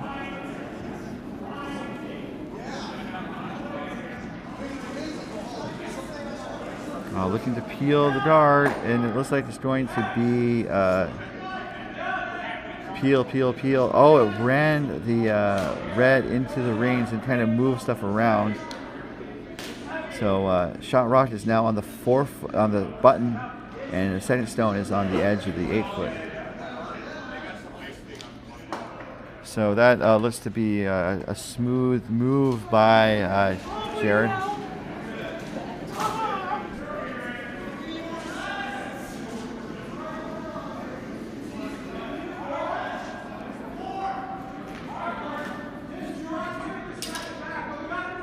Looking to draw around.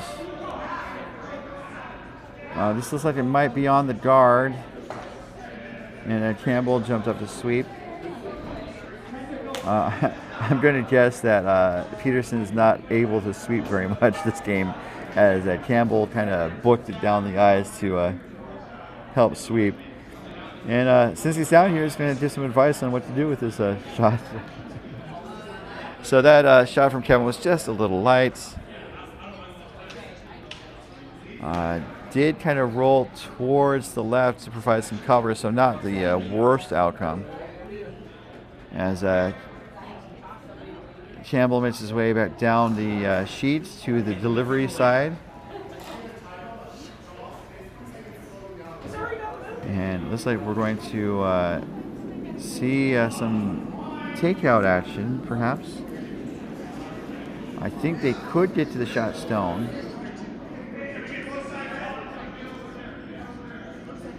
Sweepers are called off, so this is going to actually peel the guard, runs the guard, chips the red in the rings to the 4-foot as the the first red that was contacted goes out of play.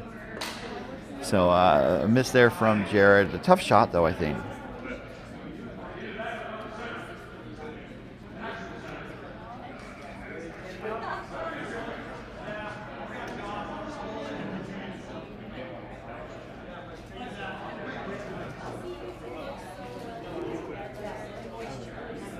Just keeping an eye on the other sheet. The winner of the D sheet game between Team Tate and Raju, they will claim the last playoff berth for the men's side. So this shot from Cayman is looking to just put up a guard. They don't want it to go too deep, and so this is looking pretty close. And he is on the Monet.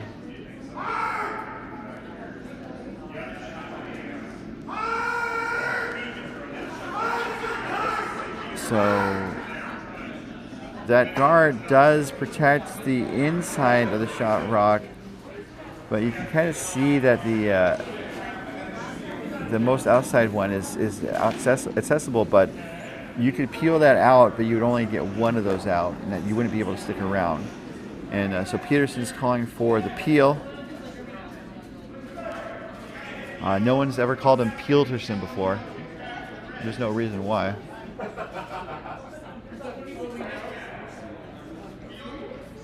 So just kind of debating where to put the broom. With the broom down. He didn't like that line. You can see the clocks there. Both teams are doing great on time. Just over 9 minutes remaining.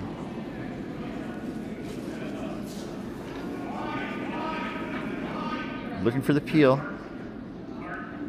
And it looks like it's there. Yellow, yellow. One of the yellows goes away. And those yellows are staggered now, so there's not a raise there on those stones. If Campbell and Peterson want to try to raise, the best raise is probably the yellow that is the kind of the highest up in the guard zone. So it'd be the longest raise, but I think it has the best chance of getting to where it needs to go. But that was a good clearing action from Josh. And we're going to see another front stone being put up by Cayman, pardon me. So he wants, Jason wants us to go a little deeper, top of the 12 foot, but it doesn't quite get there. What it does do is it chips off of the red guard and rolls wide, and so that is even more protected now. Although there could be a raised double. Or raised takeout on the stones in the house. They could also maybe do a raise on the yellow up top, but I don't think it's there.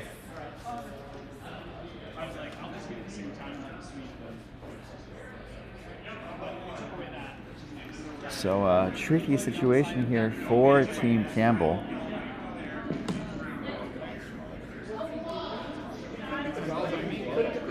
And we are to skip stones on sheet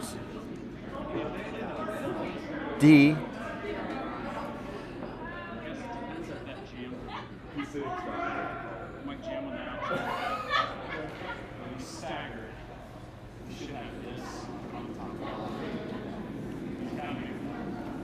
So let's check in to see how they're doing.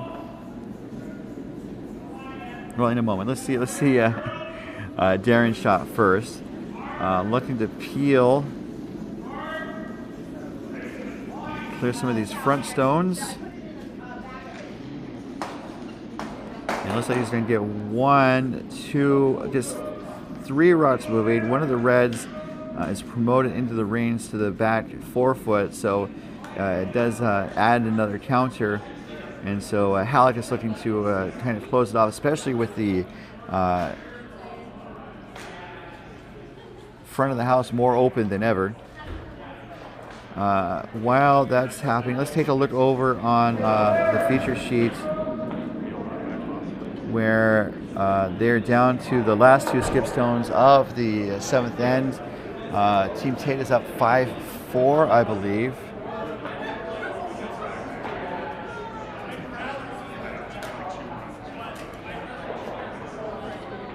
And that is correct. It's currently 5-4 in favor of Tate. Tate has the hammer and is sitting shot on the edge of the 4 foot, or a solid 4 foot.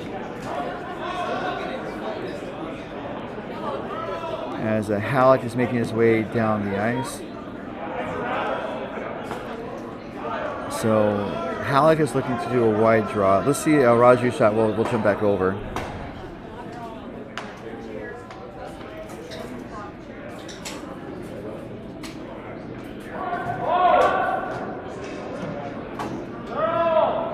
So looking to hit and roll. Raju does not have the hammer in this end. So they're looking for curl. They don't want it to jam on their red in the back. And this is looking a bit disastrous. Oh, not too bad. So it ran the yellow back onto stones that were further back in the house, and is sitting 1-2 now. On our feature sheet, Halleck's draw, I would say, is a little heavy, so it creates a bit of a pocket as they consider their situation. They think about what they've done. They just consider the situation.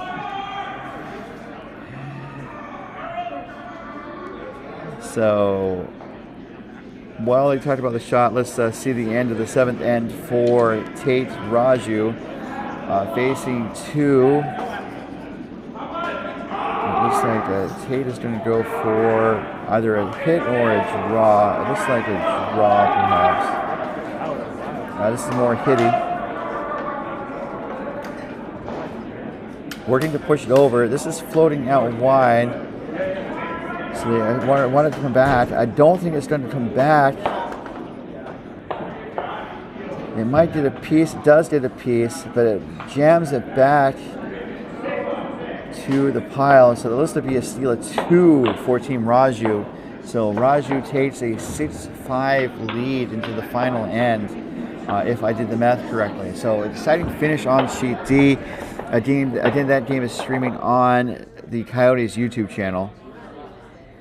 So back to our game, we have the last rock coming from, actually this is Darren Campbell's first. I got confused there. Looking to get one of these reds moving. And it looks like, did they do it? Yes, they did. So now Aronson is sitting 2, maybe 3. There's the 2 solidly in the forefoot, and there's that red on the edge of the forefoot that may outcount the yellow on the left. We might want to put a stick on it if it comes to that. So that was a key shot there from Darren Campbell to, I think, really have a chance. And also Campbell's options, I think, are to draw down the middle. The port, there's a port there, but the port might over curl, and so they're looking at blocking that port right now.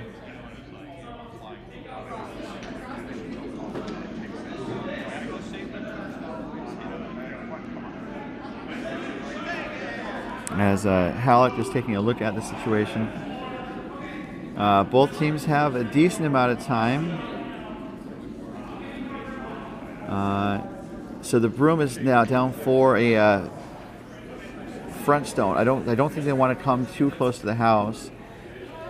As Halleck makes his way to the hack, you can see kind of the monitor behind Kevin Maloney. They have, I think, about 6.5 minutes left from what I saw.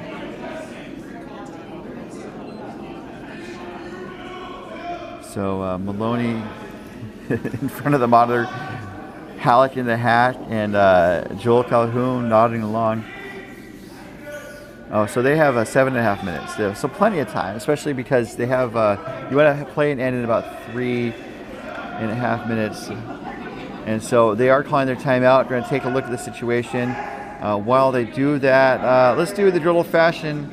Let's listen in to see if we can hear what they're saying.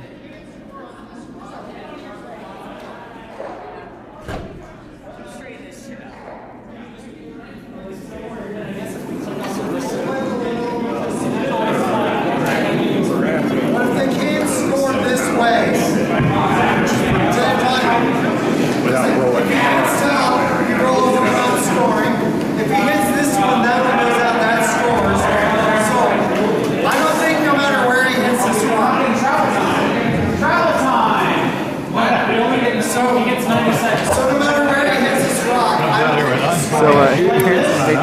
out into the ice. And, I think we can tell that he's not able to play in this draw. But it's good that he's him on the ice. Thanks, Coach.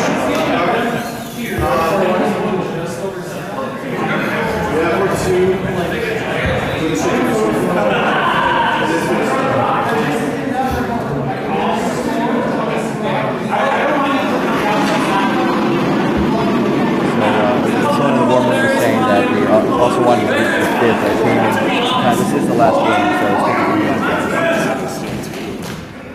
that's really loud. Sorry, guys. So they, someone in the warm room was saying they wanted to give Cayman some time, and I was saying that Aronson was a little moving on the ice a little slowly. He's wearing his tennis shoes and not his curling shoes. That's probably why that was. So it's good to see the fifth get some ice time, especially in the last game of this pool play. And so the timeout was very productive, I think, as they kind of confirmed what I was thinking, that there's not really a way for Campbell to score easily on the left side, if at all. And so they're looking to draw through the port and put up a guard or a front stone. This is going to be, it's over curling a little bit. I think they would, I don't know. So the downside of that shot is they just showed a possible path for Campbell and Peterson to put the broom down. And so that draw is open. So it over curled on them. But that port could be kind of tough to manage. That might have been a factor there as well.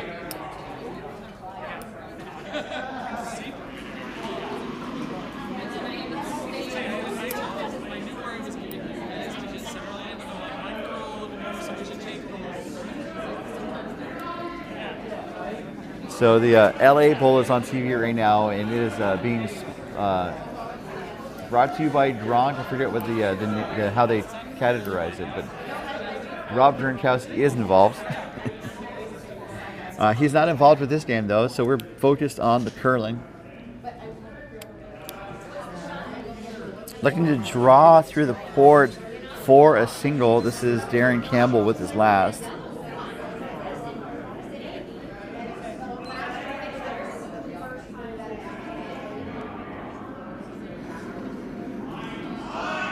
And this looked decent. They're calling for line.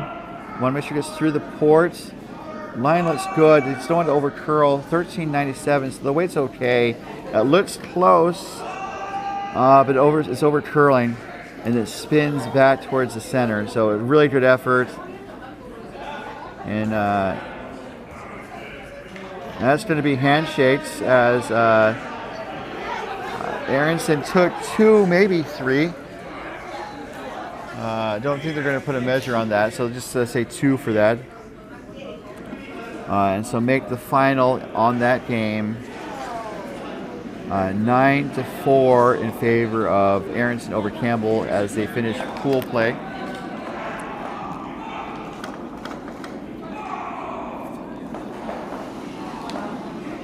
So that was a really close game and just a lot of Aronson play, fun to watch. So let's shift to red. Yeah, we think so.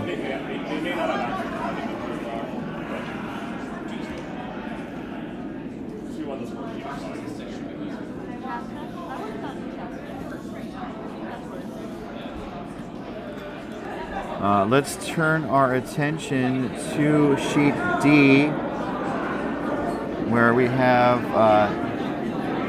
one second. We have Team Raju taking on Team Tate. And currently is Team Raju up 6-5 over Team Tate. The winner of this game will advance to the playoffs tomorrow morning.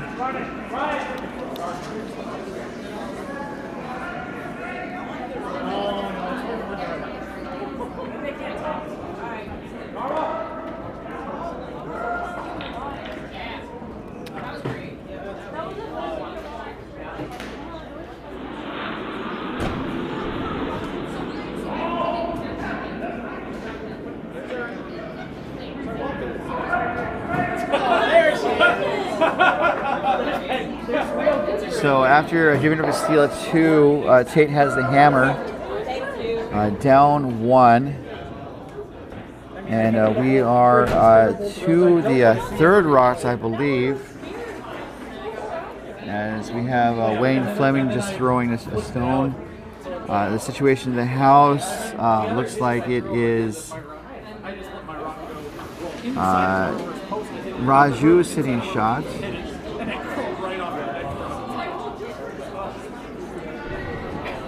And this is Raju's rock. We're going to see the third for Raju throw the stone. Amar Masalma.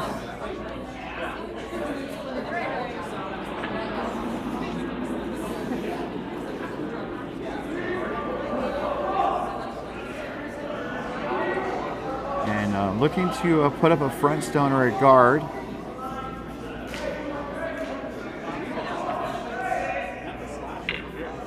They don't want to wreck on the yellow, and it's not going to. I think ideally you maybe want to, for a plan B, hit the inside. They're not even going to hit the inside. They just barely tap the inside.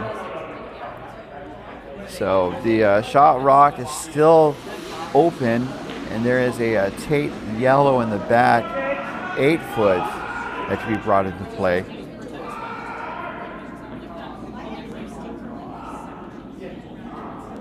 So this is Wayne Fleming.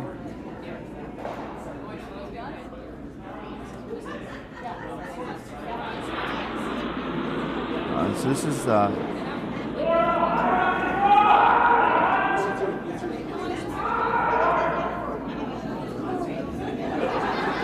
this is Wayne's second stone.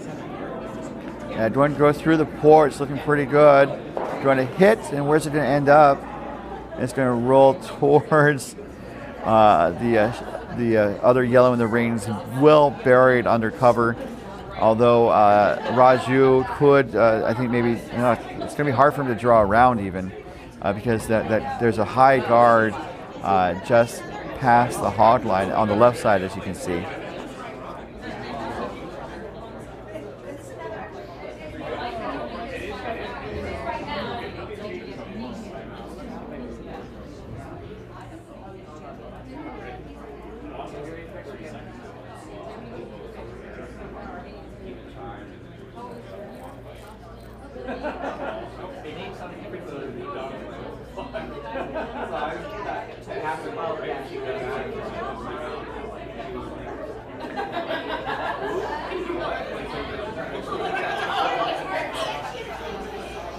So Raju's facing an interesting situation. There's a timeout as the teams come down to talk about the situation.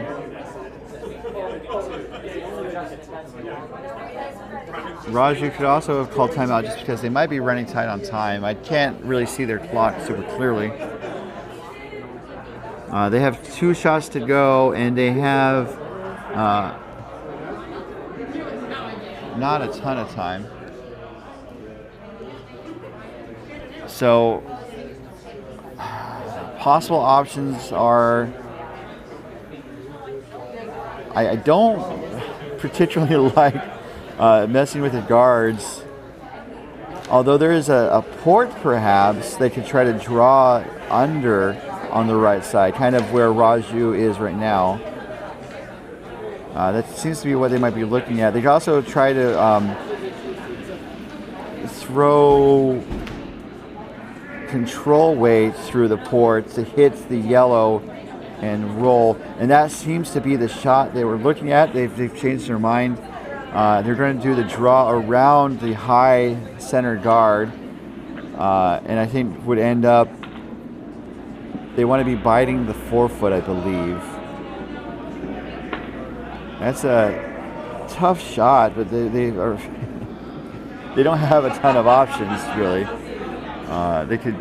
This draw here seems to be the likeliest, as Raju gets set and is underway.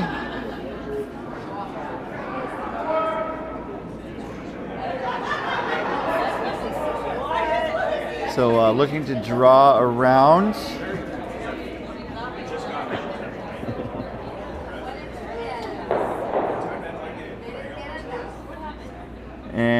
This has the weight on it, so it looks like it might go through the rings. Depends on where it stops. It's going to need to stop to be anything.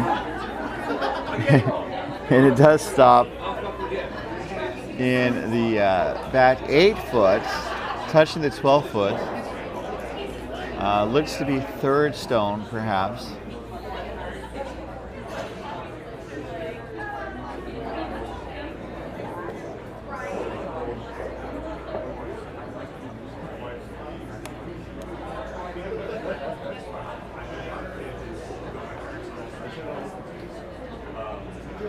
And so it looks like Tate is going to try the draw. You know, because I think Raju kind of showed the path. You can see it also over curled on them a little bit as it's sitting in the back now. This is interesting. And then I don't know if, depending on where these stones end up, if Raju can draw on top of something or draw around something to hide, or that port on the right looks super narrow, especially from this over this overhead view. So Raju has under 5 minutes to play, while Tate has under 4 minutes to play. So they had plenty of time. I think Raju wanted to make sure they were talked about the shot and had something in mind. Our next game is going to be coming up at 8 o'clock as part of MoPac After Dark. Our featured game is going to be A Thing to Derive taking on Aubrey. And it looks like on sheet B they've gone to an extra end. I'll catch you guys up on that in a moment as we see Sean Tate delivering his first of 2 skipstones with the hammer here in the 8th end, down 1. So 1 to tie, 2 to win. Winner of this game does go on to the playoffs. So this shot looks like it's going to settle in above the button, and that's a really great place for him to put it. And so Raju can't draw on that and B shot. He could draw on top of it and try to force Tate to 1 by narrowing the scoring area. And also, I don't know if Tate would have an easy takeout for multiple points. And Raju's taking a look at that stone on the left. And I still think it's 2 yellows on that left side. So they're looking to draw.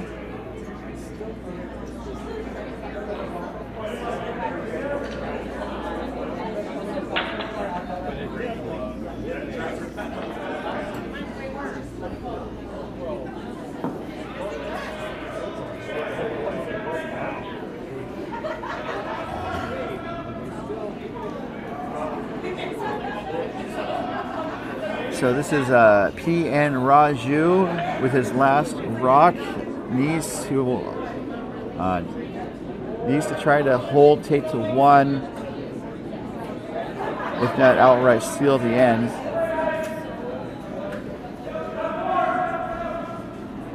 So right facing 3, this is a draw on top of the shot stone on the yellow. Looks a little light.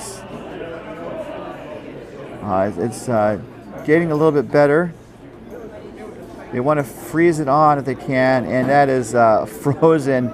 Just a little offset. So Tate could try to pop it out and get 2 that way, maybe 3.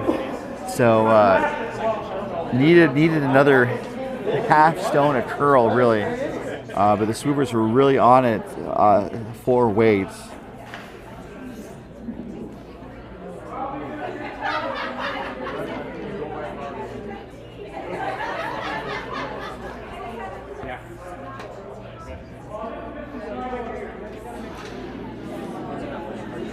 So looking for the hit for the win, down 1.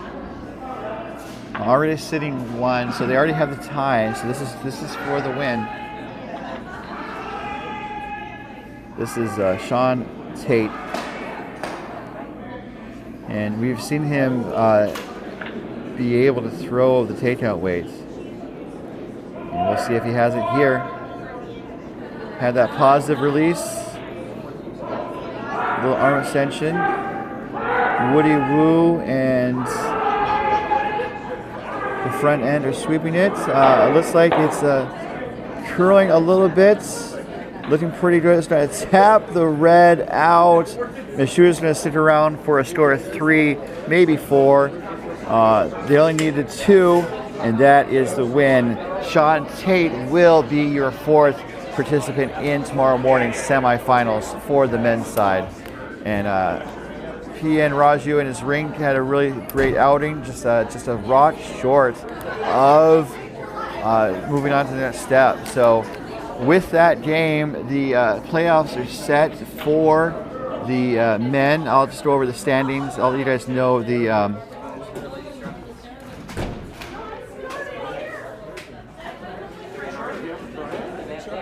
lineup. We'll know the games a little later.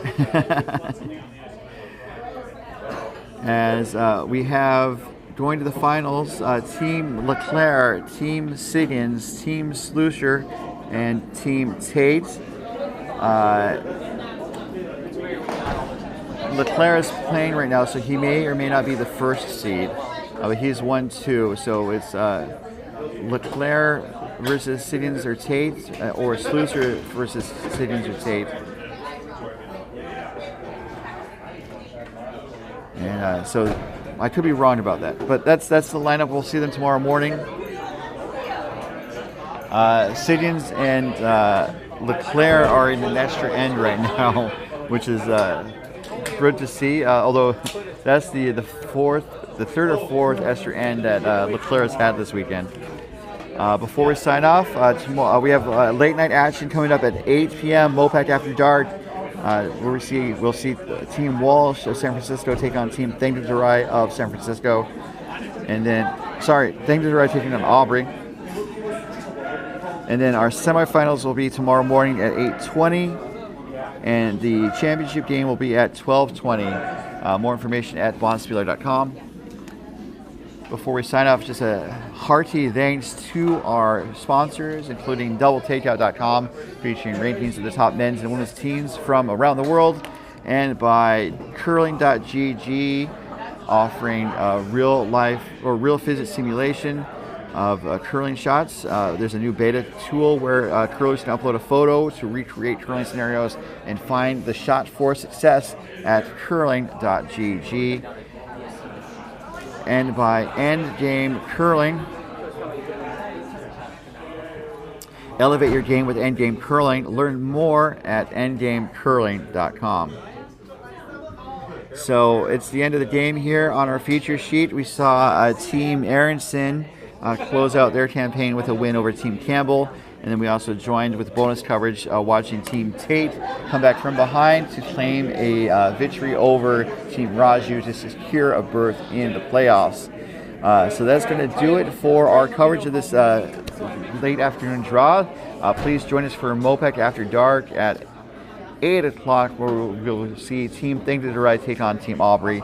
Until then, this has been your host, Ryan Olson, saying good afternoon and good curling. We'll see you at 8.